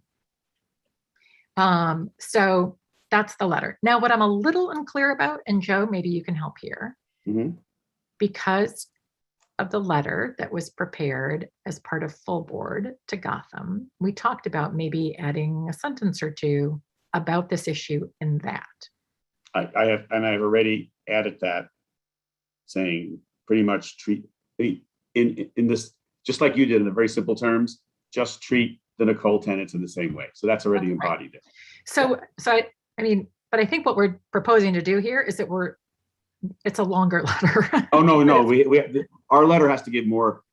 Katie has worked on something to give the background, the setup. Otherwise, so no one's that's all gonna understand drafted. what it's about, right? Yep.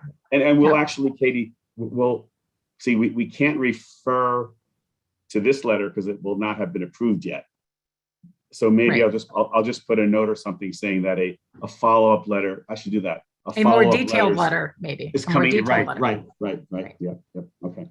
But basically, this is just laying out the history. This is what's happened in the past. These are the letters we've written before. And again, all we're asking Gotham to do is to treat the residents of the Nicole in the same way that they've treated Gotham West.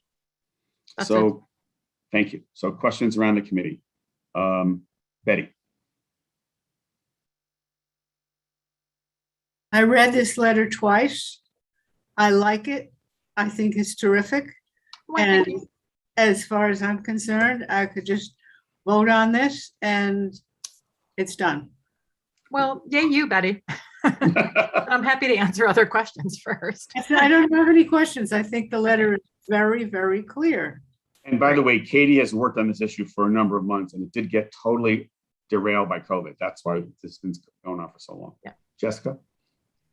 Thank you. I also read the letter twice. I'm not sure if that's a theme. I thought it was great. I have no questions on the letter. I think happy to make a motion at the end of this to even move us forward. But I just was curious, given that we just heard from it seems like, Joe, you have relationships there. Where's this getting stuck? This doesn't feel, we should send the letter, but it also doesn't feel like this should be that hard to get done.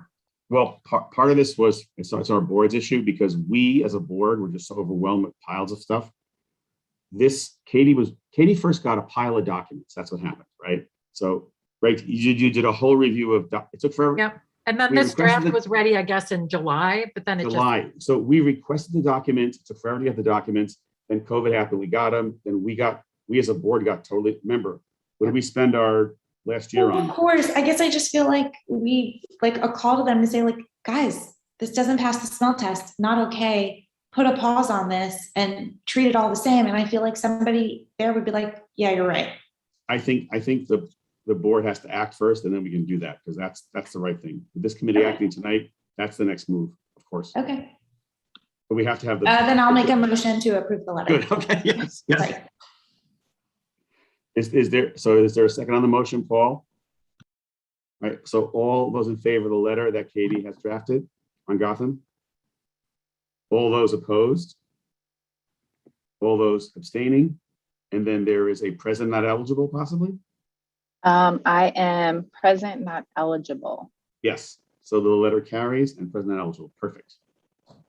Okay, so thank you very much. And Katie, thank you for the long work and the dragged out portion of this. We really appreciate that to get it to where it is. Yeah, thank you. You're welcome. So we're going to move on, and I want to just frame this discussion. So we sent in the Dropbox very late this afternoon our inclusionary housing policy and proposed applicant guidelines. I want to note this is a starting discussion tonight. We're going to discuss it again in November and probably and then conclude discussion in December to be adopted at the January meeting.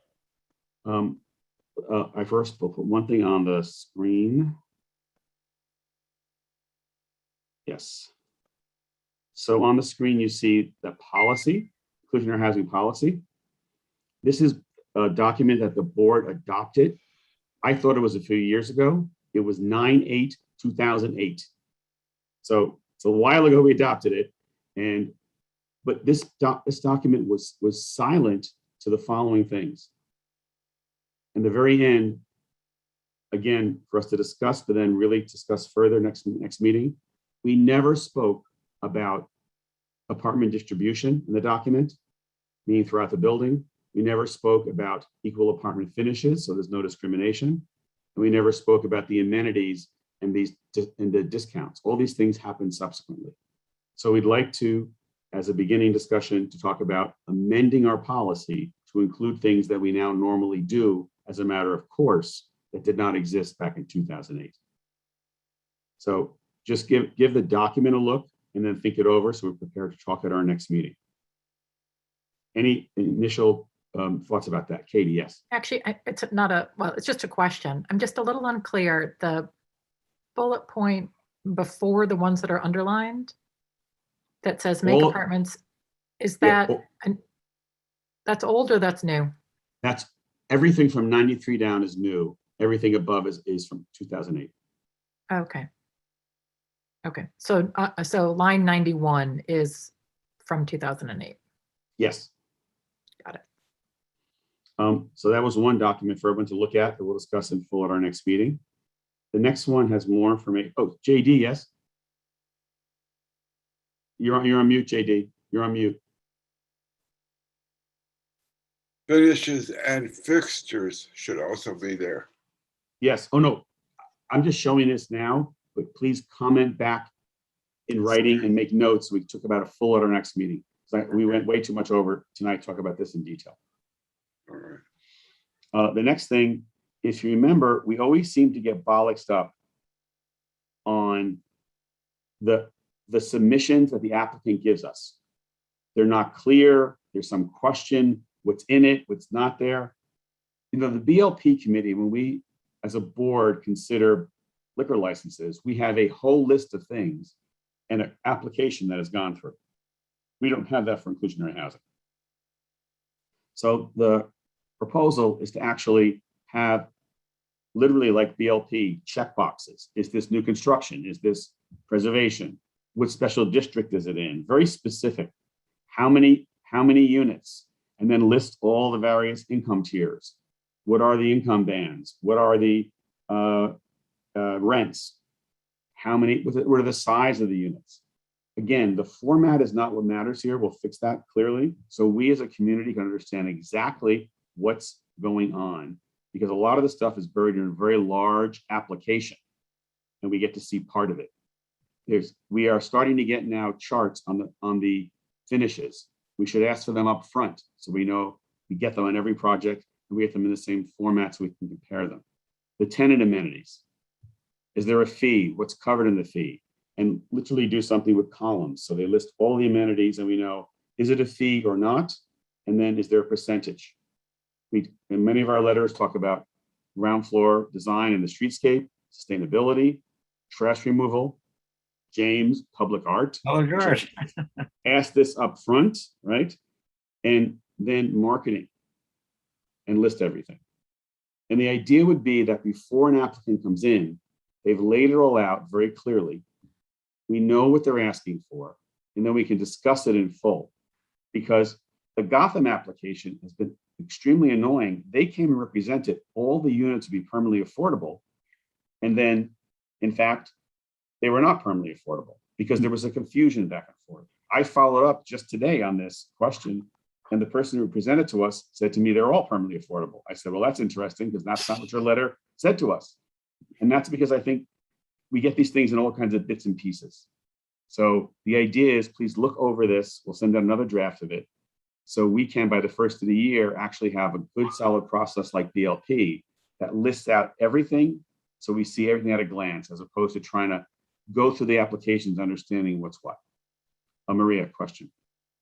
2 questions. You mentioned BLP having this, which I know that they have, and we'll start using this hopefully soon, this document that's drafted. Do other... We have to adopt it and then go to the full board. Yeah. We'll be voting on it in November, right? Full board. No. Probably January. We have to discuss it. Oh, we need more time. Okay. I just wanted to ask, so out of curiosity, do other community boards have something like that for their business permit, their BLP kinds of things or inclusionary housing? Other boards have adopted our forms. Cool. And I had another question and I just do not remember what it is. Nope, I don't remember. But I like those lights, Sabrina, those Halloween lights you have in the background. So I don't remember. Sorry, Joe. So just questions, just thoughts about the policy amendments and the form. Jessica, anything? Oh. Maria has I a think question. this is a great idea. It's surprising to me we didn't do this kind of application or vetting process sooner. I'm happy to look at it with a fine-tooth comb, but I think it's really smart. Yes. Yeah. Katie, Betty, thoughts?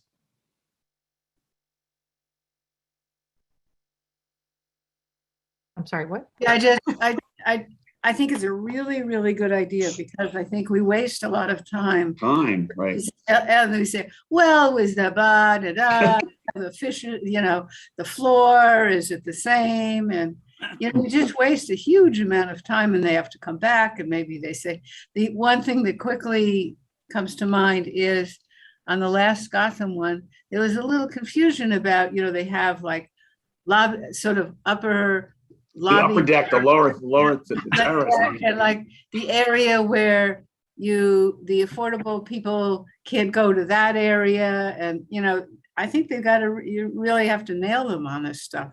That's the quick thought. Katie, I think it sounds great. I think it's a really good idea, but I think I agree that we just have to look at it with a fine-tooth comb. Right. So I assume that sorry. No, yeah, I just wanted to give this to people to look at. I'm going to reissue it with all kinds of check boxes and columns. So I want it to be visual because I think the problem is we get these things in paragraphs and then it's not clear how it's expressed. And would they say one thing and mean something else, or they even get confused?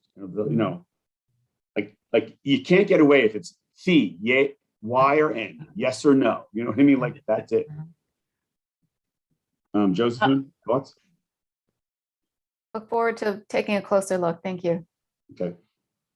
Anyone else on the committee? Leslie? I think it creates good uniformity for everybody. For the existing board members and for new board members, I think it's very helpful. Okay.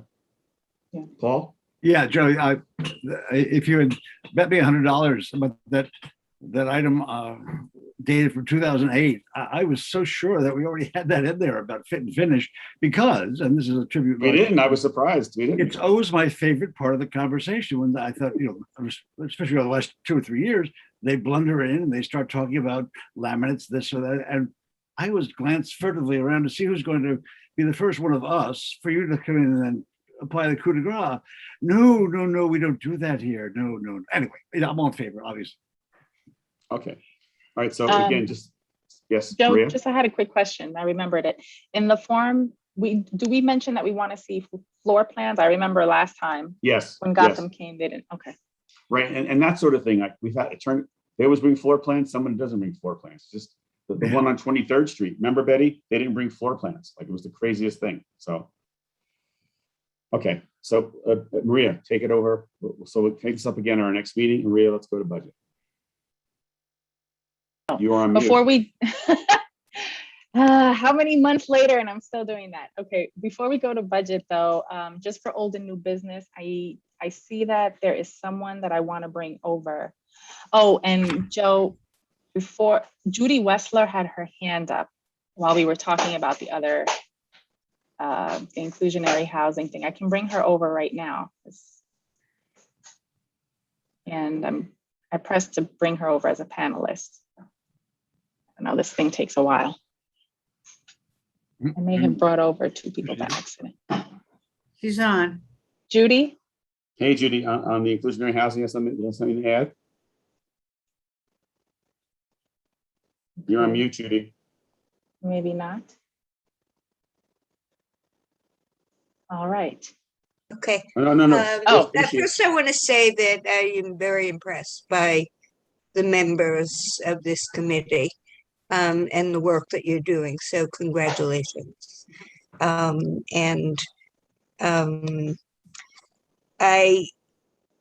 I am, I think. Yeah.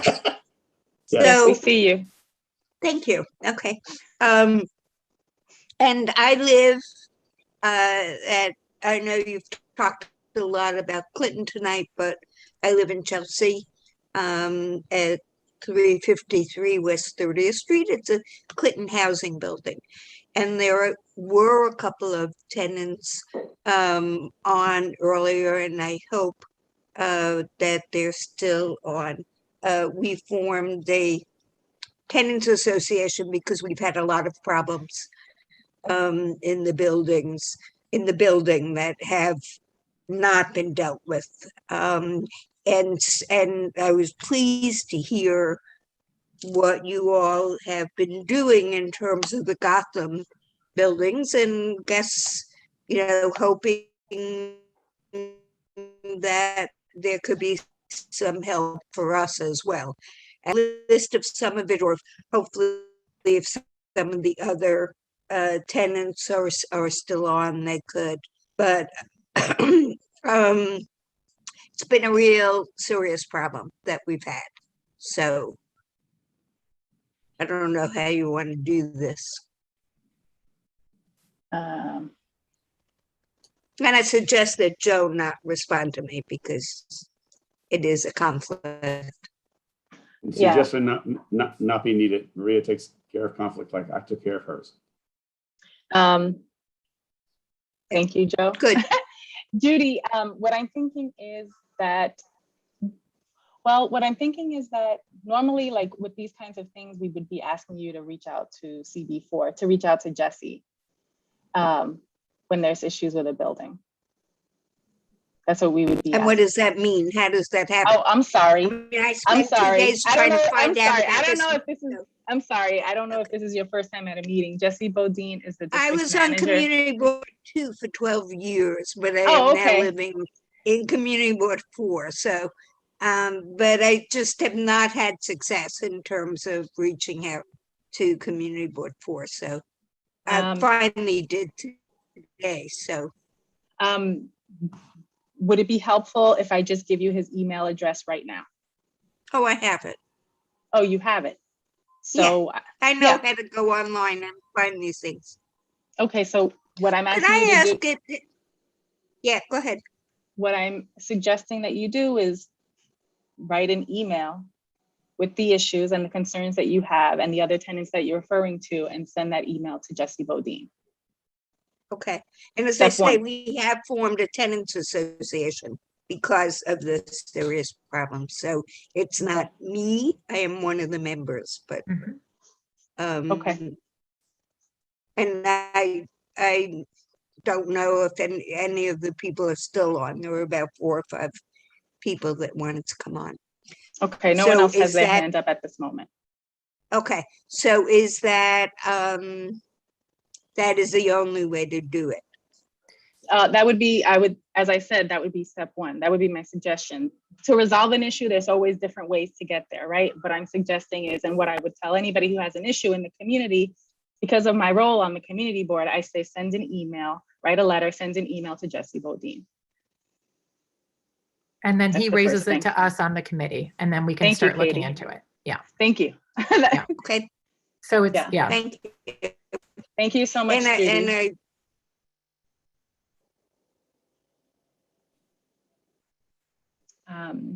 I think she froze. You Yeah, froze? Judy, Yeah. I think you froze. I don't know if you can still hear us. I think she was done though.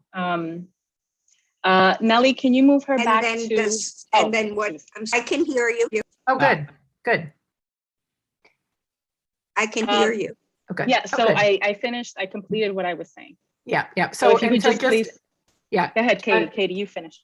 Yeah, so I think Judy, so if you send an email detailing all of your concerns and that of your tenants association to Jesse, then he would raise it to our committee, and then we would find somebody on our committee who could start looking into it and see how we can help address the issue.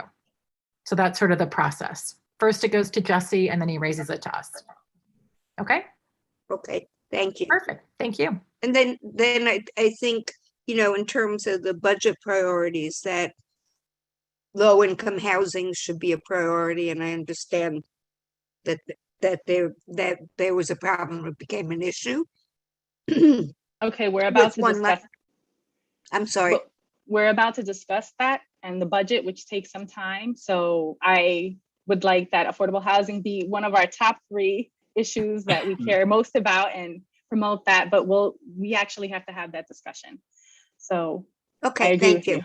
Thank you. Nellie, can you move her back to attendees because I'm having trouble figuring that out. And there is Jeremy. Jeremy, I'm going to bring you over to panelists right before we get to budget, just because Jeremy was here a few months ago when we talked about Mount Sinai West and the beds in the, I forgot which unit it was, but I know that you want to provide an update. Jeremy, can you remind me where the beds were? Yeah, so it's Sinai 9G, West. Yeah, 9G unit, 9G Mount Sinai West. This was the issue where they closed the inpatient services there that have been longstanding in the community for a long time. Yeah, basically they keep on, you know, there's nothing that's really changed. You all wrote an amazing letter and asked them to come and speak on July 15th to the board, to the health committee. They did not show up. We showed up, but they didn't show up. And then, so I guess I'm just trying to, I just want to keep it fresh in people's mind and let you know, like, nothing has changed, and try to see what we can do next. I think there was some talk the last time about a letter to Department of Health, and I know that, you know, that didn't necessarily happen because, you know, just things happened. But I'm just trying to figure out, is there any way that we can try to put pressure on them again, or yeah, that's basically it. I don't know if you need me to rehash the whole situation. Jeremy, you came to us last year, right? Was it last year or this year? Okay, so yes, I think we talked in the spring. This has been going on since December 2020 though, but Maria spoke in the spring, and the letter that finally got, you know, that ended up getting sent was July 9th. And you invited them to come speak before the committee to explain what was going on, because basically it was very vague.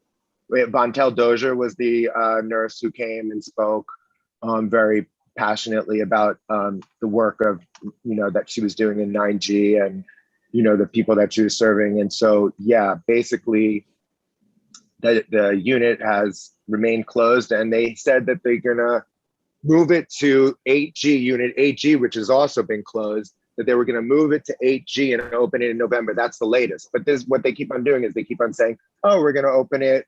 I mean, this has been happening continually, where they say they're gonna open it in a week or a month, or, you know, and it's like, what's the story right now? Basically, it's a site closure, which is really detrimental, which is a pattern happening all across, you know, the city and the state. Yes, I recall us writing a letter regarding this for Yes. support to have the beds remain open. So, and you're saying that they didn't open at all yet. No, Nope. what he said, they didn't Okay. open, and they keep giving deadlines that keep moving forward on the opening. So So they're this just sort of sounds hedging like, their bets, I think. Yeah, I think we need to do a follow-up letter, Maria, but I'm going Okay. to suggest this really should be a meeting we call for with our assembly members, the chair of the health committee, to ask them to convene on this, so we can at least Yeah. get a clear answer as to what's going on. yeah, I was thinking of a meeting too offline with the electeds also. Okay. Who's the chair of that? Oh, wait, the assembly, who's the chair Dick of the health? Godfrey. Dick Godfrey. Oh, yeah, Dick Godfrey. Oh, yeah. Yeah, so we can have He's a real friend of Nizna too. So yeah, we should. Jeremy, can you just send an email to Jesse Bodine and Joe and I and mention that just to keep it on our radar? Yeah. And just so follow up you if know, there's no response. right. Okay. And just so you know, Rosenthal has been supposed to put a letter and get the electeds to sign on. It's been taking a little bit of time. So I have to actually follow up with Nick in her office. And you can CC Nick from her office in that email. Yeah. Okay. Yep. Sounds Okay. good. No. This is great. So you're gonna do a follow-up letter. That's the next step. That's what we should do, or- Maria. A follow-up letter from the committee tonight saying, we have not heard from you, and we've heard that you propose reopening, but they keeps on moving. Please respond. And okay. A follow-up letter. ask- Okay. Yeah, and ask to meet. And also in that letter, we're going to ask to meet with our assembly member about the matter. So I'm gonna Okay. send an email to Bodine and CC you too, and Nick from Rosenthal's Yeah. office, and just say, just to follow up on the meeting last night, as per Yeah. our. Okay. Yes. Great. All Okay. right, I just Thanks put so a much for sticky your note for time. myself. Thank you. We really appreciate you. Thank you. Thanks, Jeremy. Nellie, can you move him over, please? And let me just jump into these items. All right, so for the budget, where did I put my notes? All right, I hope everyone looked at the email that I sent, trying to make this short and sweet as possible. I will see how I do. Joe, I may need some of your help with this, and Jessica also. But first, I just want to share with everyone on the committee, just as a reminder, because I know I needed this reminder every year. So every year at this time, during this time as a committee, we go over budget items and make modifications to what we previously requested. Then the budget task force comes together and hashes out the order of priorities of all the committee's requests. At November full board, we're going to vote on a draft. And by February or March, a preliminary budget comes out from the mayor and the city agencies, and we respond to that. And currently we're looking at items requested for fiscal year 2022, and we're starting like the process for fiscal year 2023. In the email, I shared with you what the expense request items were, which are usually have to do with payroll or something that's not like capital, which is gonna like infrastructure, I would say. And last has I forgot the word, but it lasts more than 5 years, basically is how it's framed. And I also put in the email that I wanted Jessica to share the survey results with us to guide us a little bit if possible. And then there were new ideas in the email as well that I sent that came up in the September meeting. I hope I didn't overwhelm you all with all of that information. Jessica, can you share how the survey went, the CB4 survey? Sure, I'm happy to do that. So as some of you were aware and hopefully participated, we sent a survey. It was very, very simple, just asking people to prioritize the needs in the district as they saw them. The survey just closed a couple days ago, I think on Monday. We had over 430 responses. I'd say pretty good, all things considered. We're still going through all the the comments, which is really where a lot of the meat obviously is. But overwhelmingly, people prioritized issues of crime and public safety, followed by quality of life, followed by affordable housing and land use, and then cleanliness and social services. Now, those are based on keywords, not based on issue areas. So I'm happy to pull that up as well. Can you say the top three again, Jessica? Oh, I just closed it. Sorry. It was crime and public safety, quality of life, and affordable housing. And affordable housing. And then obviously there's more to that, more beyond that. The things that I also just wanted to mention are that, we should have the discussion here, but really what I'm, seeing in some of the comments I'm getting from other committees as well, just a reminder that the items that you put forth should be things that this group has already spent time thinking about, having written a letter about, and are very specific to issues that have been brought before this committee before and that we've taken action on. So, the conversation might go someplace and someone says, yeah, it would be a really good idea to put basketball hoops on 20th Street. Like, we should do that. Let's totally do that. And then there's a lot, not to belittle it, but it kind of, people get excited and then think that's a good idea. But if the committee's never written a letter on it, hasn't taken up the issue seriously, the budget isn't the place to put that at this time. That might be something you want to take back and discover and explore over the course of the next year, because this is an annual process. It's not the only opportunity, but that this really needs to be something that the committee's brought before it and received a request on behalf of. Okay, thank you.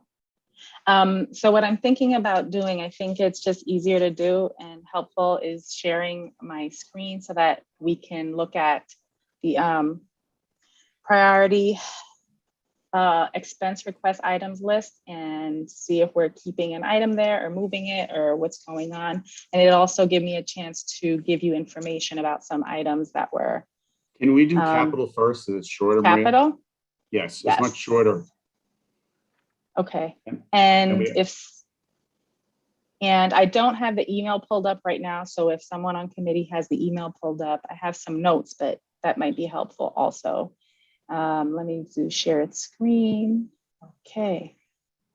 Hopefully nothing inappropriate will show up. Okay.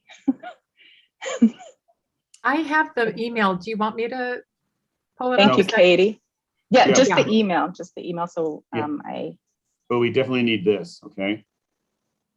All right. So the first thing.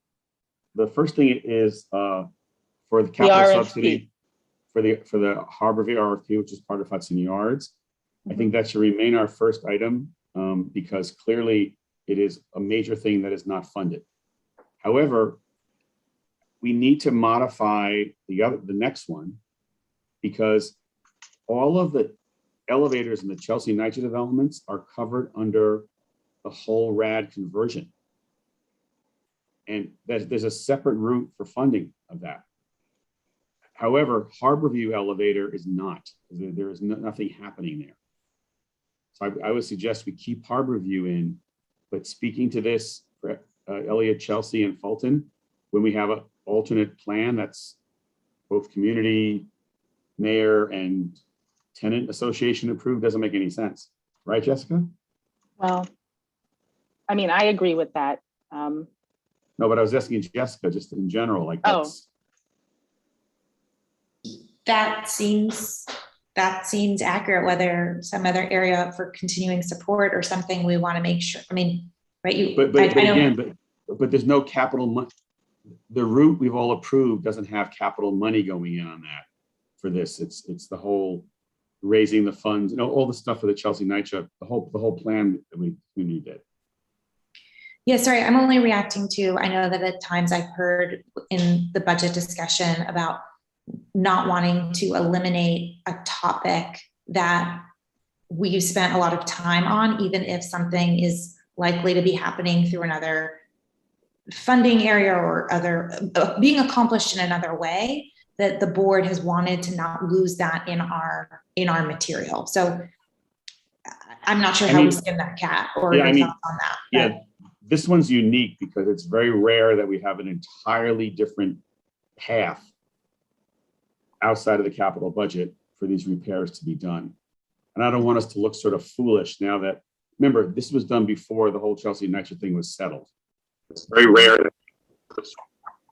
I agree with Joe, having lived through a zillion meetings on this, that we should take out Fulton and Elliott because they're going to have a different funding stream. They're actually moving ahead on that project, and they just are tomorrow are going to announce the developer. So maybe what I would suggest, and curious what you both think of this, is we just need to make sure that that work is referenced in the statement of district needs as work that we, need to see continue. It doesn't have to have a specific budget request, but just in the narrative that this work is work that we've invested in, we're committed to. And we should note that under the Chelsea Nitro plan, it's funded in that way, something like that. And refer back to all the documents that we have on that, Right. I may need, maybe it's Betty, but your help in figuring out what that narrative is, but whether it's in the HHS section or in the statement more broadly, we should work that in. Yeah. Mike Noble is really been recently involved, so he's another source to help you. Great. Right, but I think from the budget end, Betty, it's just broader. We have the whole Chelsea Nitro plan, and by the way this happens, by the time this happens, Jessica, I'm assuming the developer gets announced tomorrow, and then we can even note that in the statement of district needs, right? Yeah, but I would keep frankly not, because it's more just about the outcome. We need this to get resolved. Like we need this to move forward, and we need this to get done. And that's great if we can take it out of here. But I would leave Harborview elevators in for obvious reasons, because there is no plan for that right now. And the other developments related to RAD, are we keeping that in continued support? I'm sorry, that's what I missed. Well, let's go through these first, because that's a little bit later down, right? So the next one is a family shelter. This has been funded. So that comes out. Yeah, as people may or may not know, they're talking about there's plans for a family shelter on 41st Street. The next one is number 8 and our number 4, funding for 500 and 560 West 52nd. I think we should leave this right where it is. And I cannot tell if anyone else wants to participate or raise their hand or speak because I'm doing this. And also, Maria, one of the addresses dropped out of that request. 464 West 25th. 464? Yeah, West it's part of that same package, of buildings. Sorry, Joe, you're saying it needs to be added, that it fell out. Yeah, right. It was there originally. Okay, what is it? 464 West, what? 25. Oh, yeah. Okay. I didn't know that was there actually. Jessica, it's all one package of city-owned buildings that were wrapped together. So understood. I was just clarifying your comment for Maria's notes. So the next one is our, in terms of all of the budget priorities, number 5 on the entire list, right? Or am I mixing that up? Oh no, I'm sorry. It's actually number 10 in the entire list. Our number 5, upgrade Harborview, the boiler, the roof, etc. Right. This has not been done at all. There's no one who's promised to fund it, no elected officials. So I think we should keep it, whether or not it stays at here or we move it somewhere else. I guess I'm not sure. Right. But we'll keep it in for now. Okay, the next one is Fulton cameras. And they're done or being done, so that can come out. Yeah, and we did have a discussion about it actually with Miguel Acevedo. And this one is the, I forgot, Fulton renovate and upgrade the sump pit pumps. Yeah, the sump pumps. Again, this is covered by the Chelsea Nitro plan. So take out, just take out. I think so. And anything that's going to happen, remember, that's a huge, It's not something we're not putting as continued support. Not at all? Well, again, I think we've never had this circumstance where there's an entirely different plan outside of the capital budget to deal with this. Mhm. Maya raised her hand. And Can Maya you bring very Maya? well. Can you bring Maya over for a second? She may have some information on this. And she's a representative. She works with Brad Hoylman, State Senator Brad Hoylman. Maya, you there yet?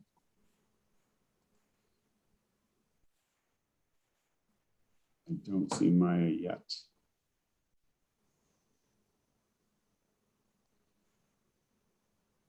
Well, until Really? Maya comes over. Oh, here she goes. She showed up. Oh, okay, okay. Great, thanks guys. So our office was trying to fund the sump pumps through SAM funding.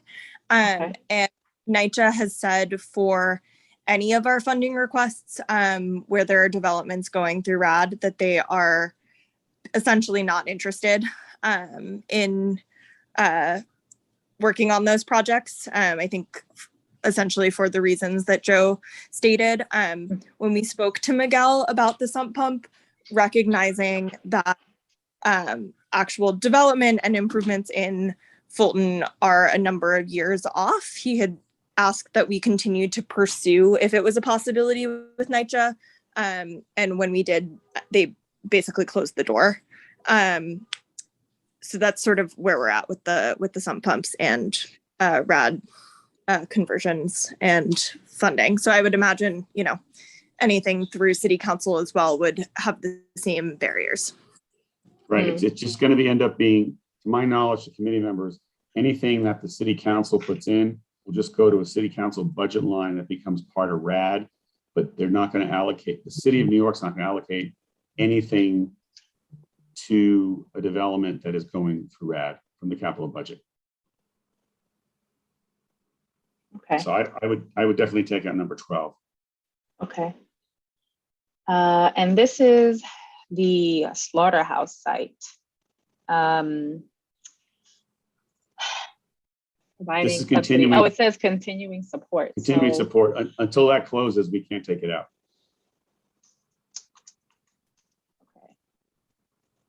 And just for the committee members, the projected closing is the first quarter of 2022.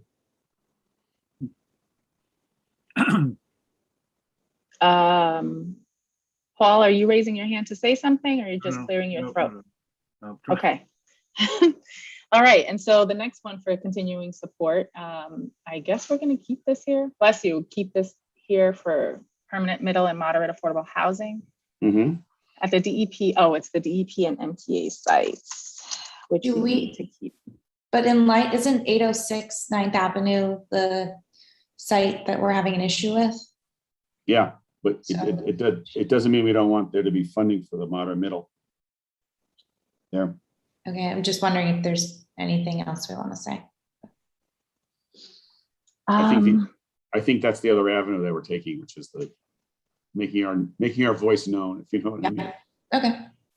And the next thing, the last thing on capital requests is the cameras. So I think this is also related to the plan, RAD, the thing that we we already should talked take about. that out. Yeah, it all comes to the same thing. We never had this before. Yeah. We always keep stuff in the capital budget because we're going to get it sooner or later, but now the whole project is being taken out of the capital budget. Jesus. Now how do I go back? Okay. You know, guys, I don't usually do this. I'm trying to go back to my other thing. Nope, not that. Unshare, just unshare. Unshare, Easier. stop share. Unshare and share again. Great. It's easier in Zoom. Oh, thank you, Jeff. That was my next step anyway. Whose idea was this to share? For me to share. Okay. Jesus. So here we are with expense requests. And the first item is expand street outreach. Given our discussion tonight, I think we should keep this where it is, but I'm curious what others have to say. Oops. Why do they say will accommodate in part? I'm reading your summary. Oh, thank you. Yes, What does that so mean? right here, it does say that it will be accommodated in part because they're saying they already increased some funding for street outreach. That is why. But that we could ask for the other part, or right? I mean, No, what that means, Betty, is that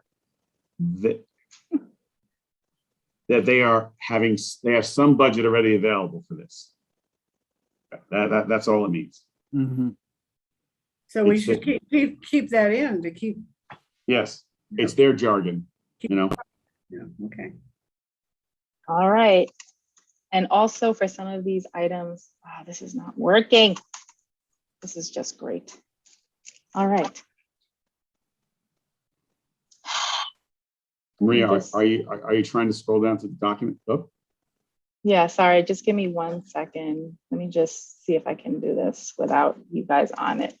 Okay. This works, so let me share my screen again. And whether or not it works, we're staying with my screen open a little bit. It's not allowing me to type in here. Just great. Joe, are you able to share your screen, or Jessica? yeah, let me get it. Jessica, do you have it handy? I can try to dig it up if I have to. Thanks. So the first thing for street outreach, it sounds like there's no opposition to keeping exactly where it is and keeping that item there. Yep. Okay, keeping, so I'm writing that. The next thing is light touch services. It was funded. I didn't realize it was funded. I already had a meeting with DHS, Leilani, and someone else above her regarding there's 2 items on this list that say funded regarding families and individuals exiting shelter. Both were funded. I didn't realize it was through home base. He sent me a document that says they receive services after, which I'm not aware of. And no one that I know who works in shelter is aware of, but it does exist. So I think we can take that out. Number 2. Is this the kind of thing, though, that maybe we could get some more information? Because if it exists, but nobody you know of has ever heard any details about it, it suggests that it exists at such a low level that it's not actually meaningful. So maybe what we need to do is to ask for an increase in it.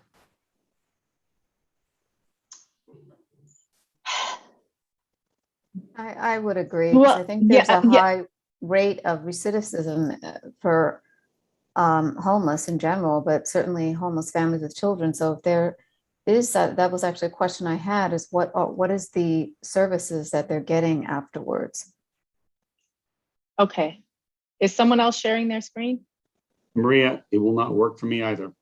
I just tried it. So I'm stopping my screen. So I did have a meeting. I didn't get numbers. They actually had to go back and get more information for me. I received an email with the services, with the service and specifically what they do. It doesn't give me numbers or data about the numbers of, actually it does. And I can forward it to you all. Actually, I'm gonna play around with the technology tonight and you are all going to see this email. So can you all see right here where it says aftercare? Mm-hmm. So this is specifically what they're saying home base does for families when they exit shelter. And nearly 12,000 in fiscal year 2020 alone. That doesn't say anything about our district. Yeah. Very true. So if we don't feel like there's a satisfactory, I mean, I admit I'm not that familiar with this request. Thank you for pointing that out. You're correct. So I'm just curious, do we change the language and keep it there? Do we put it as continued support? And I heard someone speak, but I missed. Yeah, I was asking who provides this service? Home base. That's what home base. I don't know if you've ever heard of home base. No. Right here. Okay. Home base. No, I don't know it, but okay. Yeah. Yeah, I mean, Maria, I guess I would suggest this was an important priority for us last year, and we haven't heard from anybody in our district that things have gotten better on it. So the fact that they've said like, oh yeah, it's provided, doesn't tell us if it's provided in our district. And even if it is provided in our district, is it meaningful to the families and things? And so I think that given their tremendous needs, I think that we should say something about wanting it, more support and services provided to families. Agreed. And just, yeah. So maybe modify it, but say. So we'll modify it and maybe expand the services. And then it would also be nice to maybe get a report at some point from home base about like, okay, what is it that you do provide in our district? And data, exactly. And like, right, but I think realistically, until we have a new mayor, we're not going to get anything with this. I mean, this is the broad range of the core management of DHS that we're talking about here. So we should just, I think, broadly leave it in and just say we need, our families need more. Right. And also, I guess I should share that there is another expense item on that same list, and it's similar. It's so similar that I think that they could be like merged or the language changed so that it's not taking up 2 spaces in expense items, but 1. Sorry to interrupt, but I was able to download the expense Excel document and can write in it. So if you want, I can share my screen. Yes, please. Okay. I couldn't download it. Okay, can you guys see it? Yes. Great. Make it a little bit larger though. Now you're really testing me. On the bottom, make it like 125. The slider. Yeah. Yeah. There you go. Does that work for you guys? Yes. Yes. Okay. So this is the NYCHA. The next one we are on is NYCHA, the elevators, the mechanics to repair the elevators. There we go. Right there. Okay. So that's kind of related to our other request when we were asking about fixing all the elevators. So how do we modify this? Because we wouldn't have the same, it wouldn't be like the same demand. No. What's different here is that was a capital request to replace elevators. This is just hire more people so when they break down, you fix them. Which is more appropriate now. Yes, because in every development, Fulton and LHLC before renovation and Harborview, you got to keep fixing that which is broken until it gets replaced. Okay, so let's keep that in. And then the next one, the next one is the one that I was talking about, funding for families exiting shelter. It's so similar, and also it has said it's been funded. Maybe we can combine it. Thank you. The next one, number 8 on your list, I think. Is it 8? Well, it should be expanding. Jessica, can we combine 2 items with 2 agencies? One says HRA and one says DHS. That's a good question. We probably don't want to do that. Right. Because it's a different fund, it's a different agency. Well, HRA is over DHS. Right, but we have to then, I'm going to leave that to Jessica to figure out just technically how to properly do it. Because the lesson we want to do is give them something they can wiggle out of, right? Okay. In the form. Right. Also, because we've removed you've removed so many, to the extent this is also an internal negotiation with our board. Like obviously the capital and expense budgets aren't the same, but a lot of priorities on capital are going to move up now because you've removed so many. I would say that having 2 solid requests on the expense side is not the worst thing. Okay. The next thing should be expanding DIPTA. Is that? Yes. Yep. Expand meals. Yep.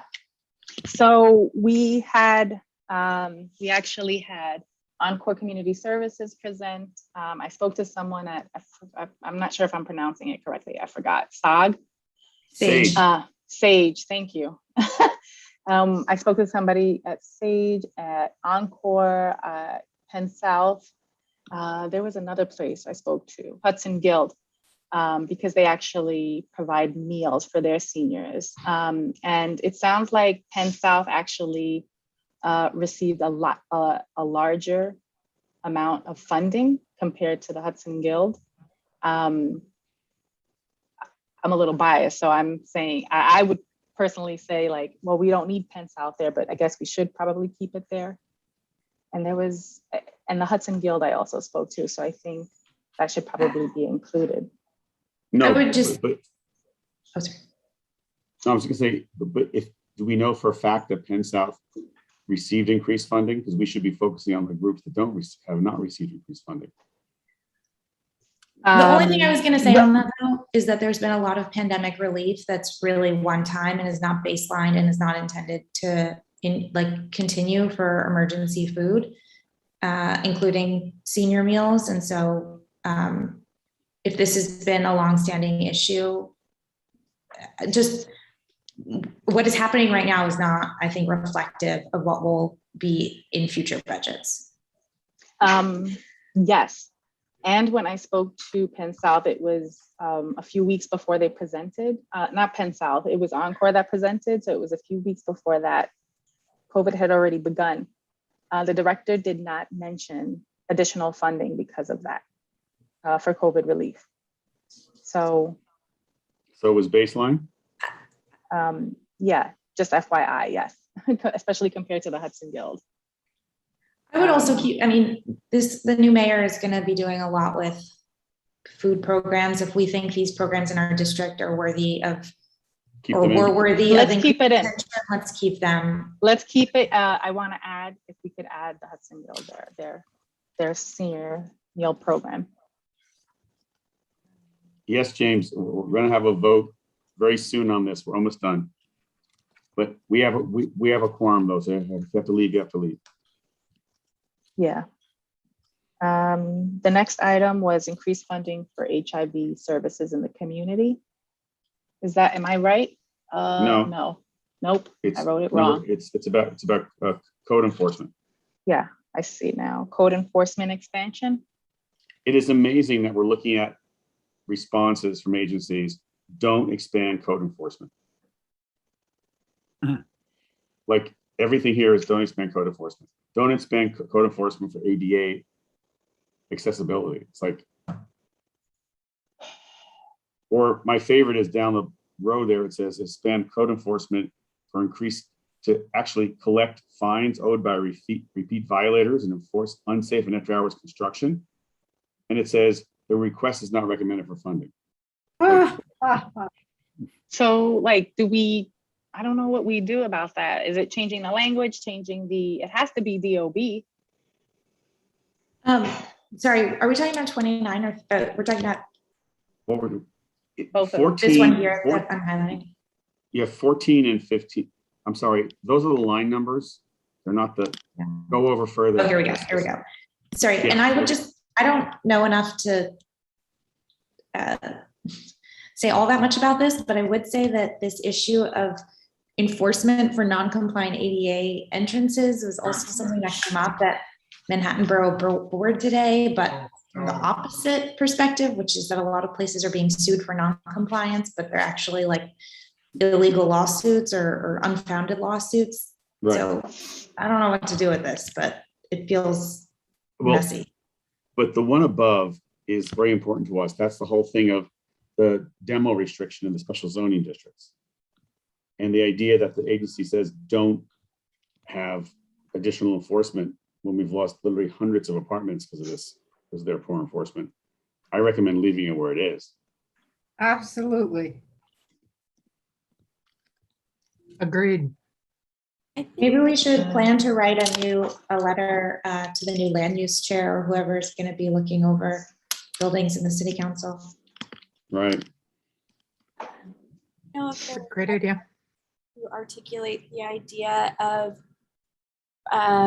funding or focus enforcement that are non-personnel related.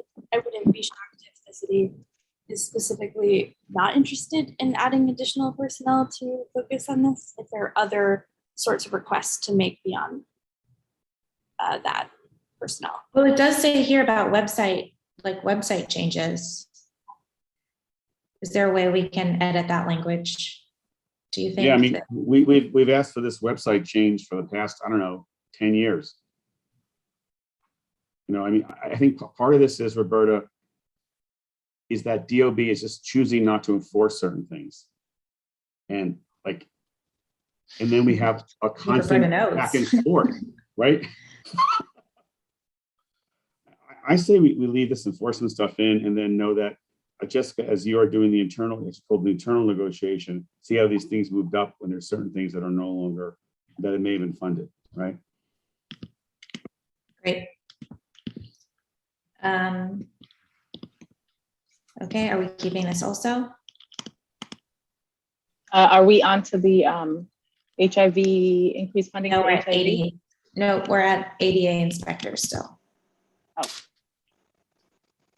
I think there's a lot of support in our community for this idea. Am I wrong?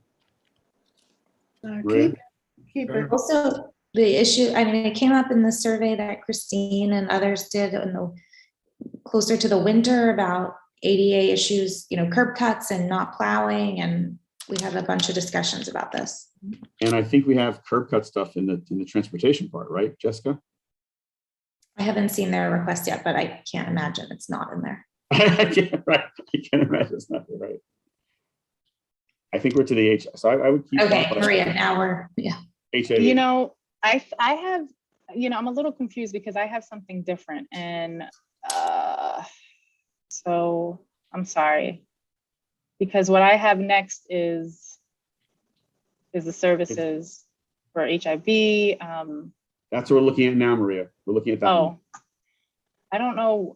Mine says fiscal year 2022 expense request agency response final, but it looks different than yours, Jessica. So that's a little Just concerning. downloaded this from the Dropbox, but I don't know. Okay, that's a little concerning for me. Okay, so yeah, the next one is increased funding for HIV services, and I believe specifically it mentions the gay men's, I forgot what it stands for. Health crisis. Yes, thank you. That's what I thought. Crisis and Ryan Chelsea Clinton. And their Health answer was Center. it can't be And Cal and determined Lori. at this time. Right, but it said it just can't be determined at this time. So I say again, we keep it in, knowing that we have to have an administration that actually responds. I think we keep it in also. Yep. And let me look at Jessica's next item. Code enforcement again. Same thing. We're keeping it. That's about the repeat violators. Yeah. The only one that comes out is the next one because in fact, they funded it. They actually responded. Imagine that. What is that? After hours inspectors. And their answer was, we have funded this. Right, now we're in continued support. All right. Continued support. It's also code enforcement. This requires further study, is what the agency responded. I've never seen that. Have you, Jessica? Further study? Yeah. Further study regarding the illegal hotel use. I mean, I've seen further study. I haven't seen it on this topic. Right. It's like as if no one understands about illegal hotels and Airbnb. Like that's a further study.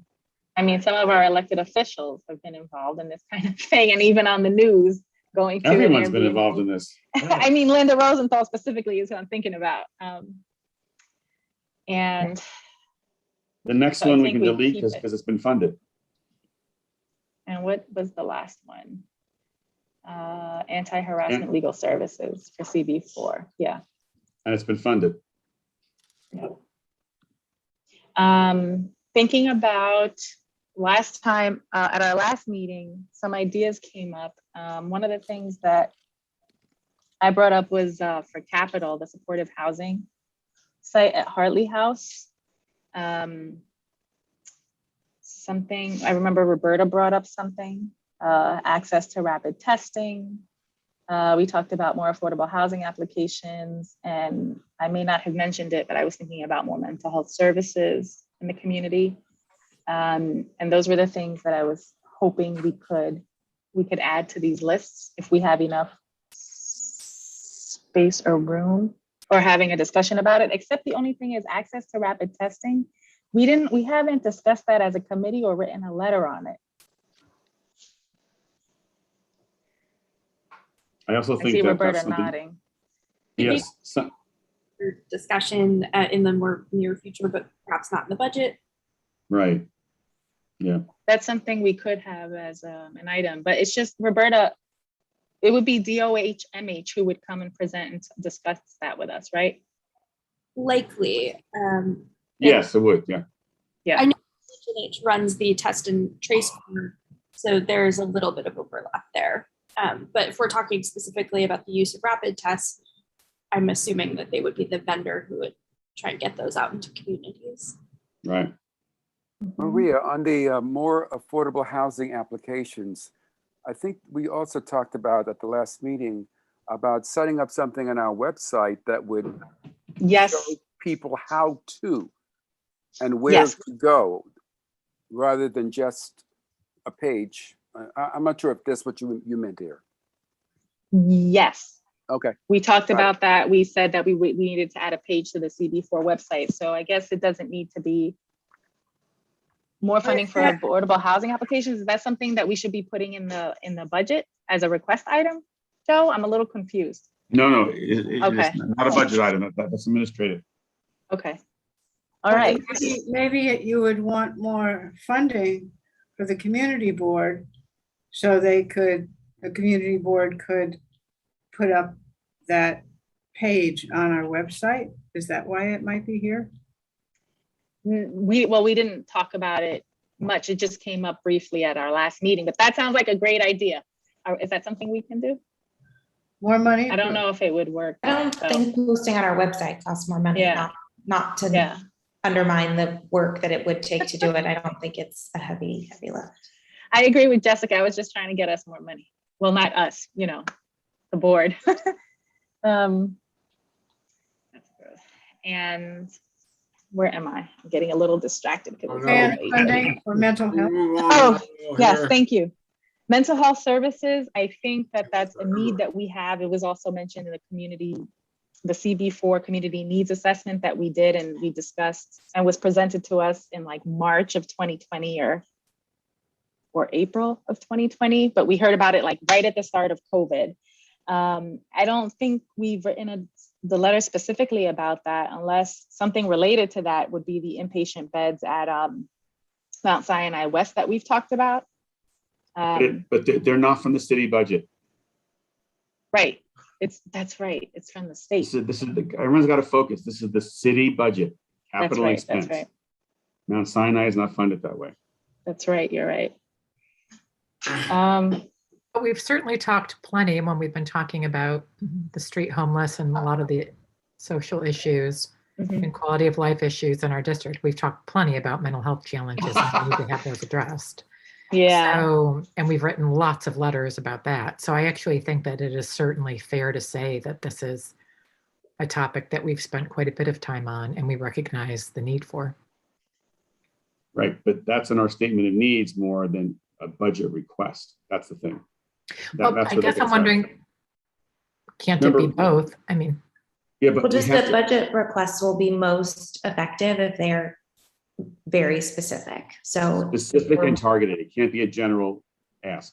Yeah, it's better. XYZ program, increase, do this, do that. Also, because if we just say more services for mental health and leave it like as big as that, they're going to say we already did that.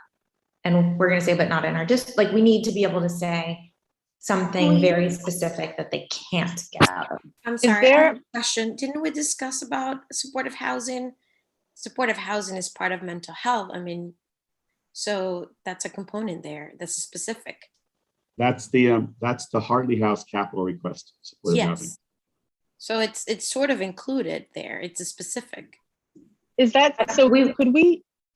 I was just going to ask, could it be as specific as like saying, having LCSWs at Hartley House for X, Y, and Z, or do we need? That's it, Maria. Like that's an expense request that would happen later in the process of a project, not in this budget round. Like that's the kind of thing that the guild or Hartley would come and say, and we want to be funded for X, Y, or Z to increase or improve the services in this location. Oh, Like if you remember, Maria, remember last year when we were still in person and Lantern, I think it was Lantern, actually came to us and said, we need more security. And so we put that in a budget because they needed that at that time. And it came, like, I think that's a good example of like, we heard it at a meeting, we wrote a letter about it, we talked to Corey's office about it, we said it was important, and then we put it in our budget. And I think the funding, I think we secured the funding. We did.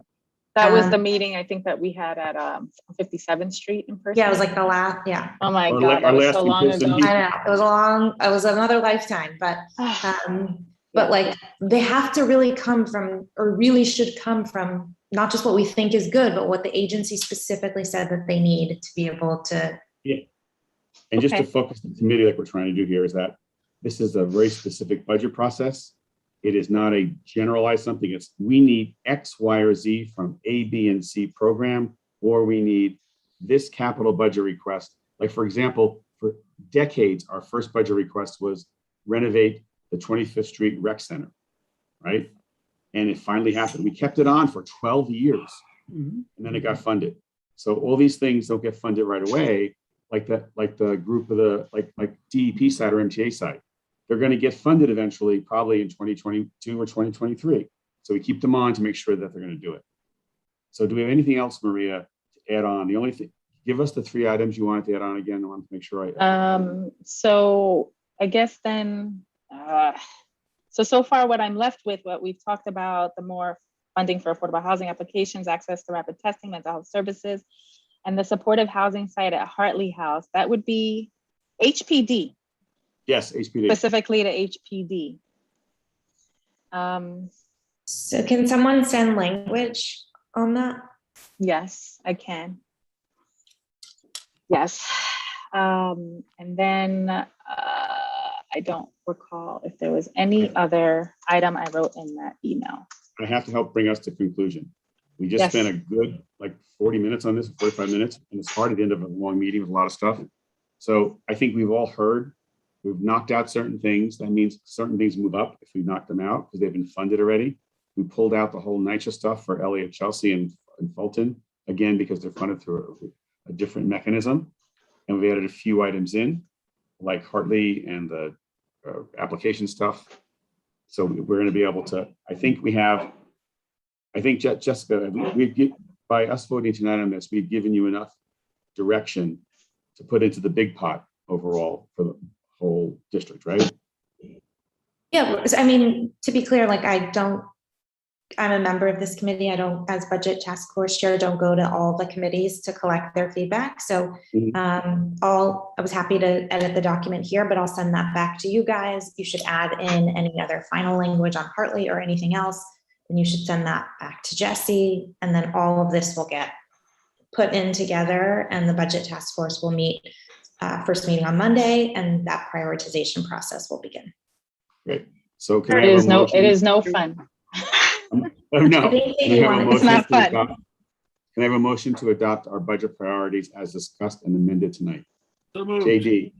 Yes. So moved. Is there a second? All those in favor, please raise your hand. That is a unanimous thing. Fantastic. And I want to give everybody the gold star for perseverance and persistence tonight on getting through our meeting. I'm much hoarser than when I started out at the beginning of the meeting. Thank you. Have a good night, everyone. Good night, everybody. Good night. Thank you.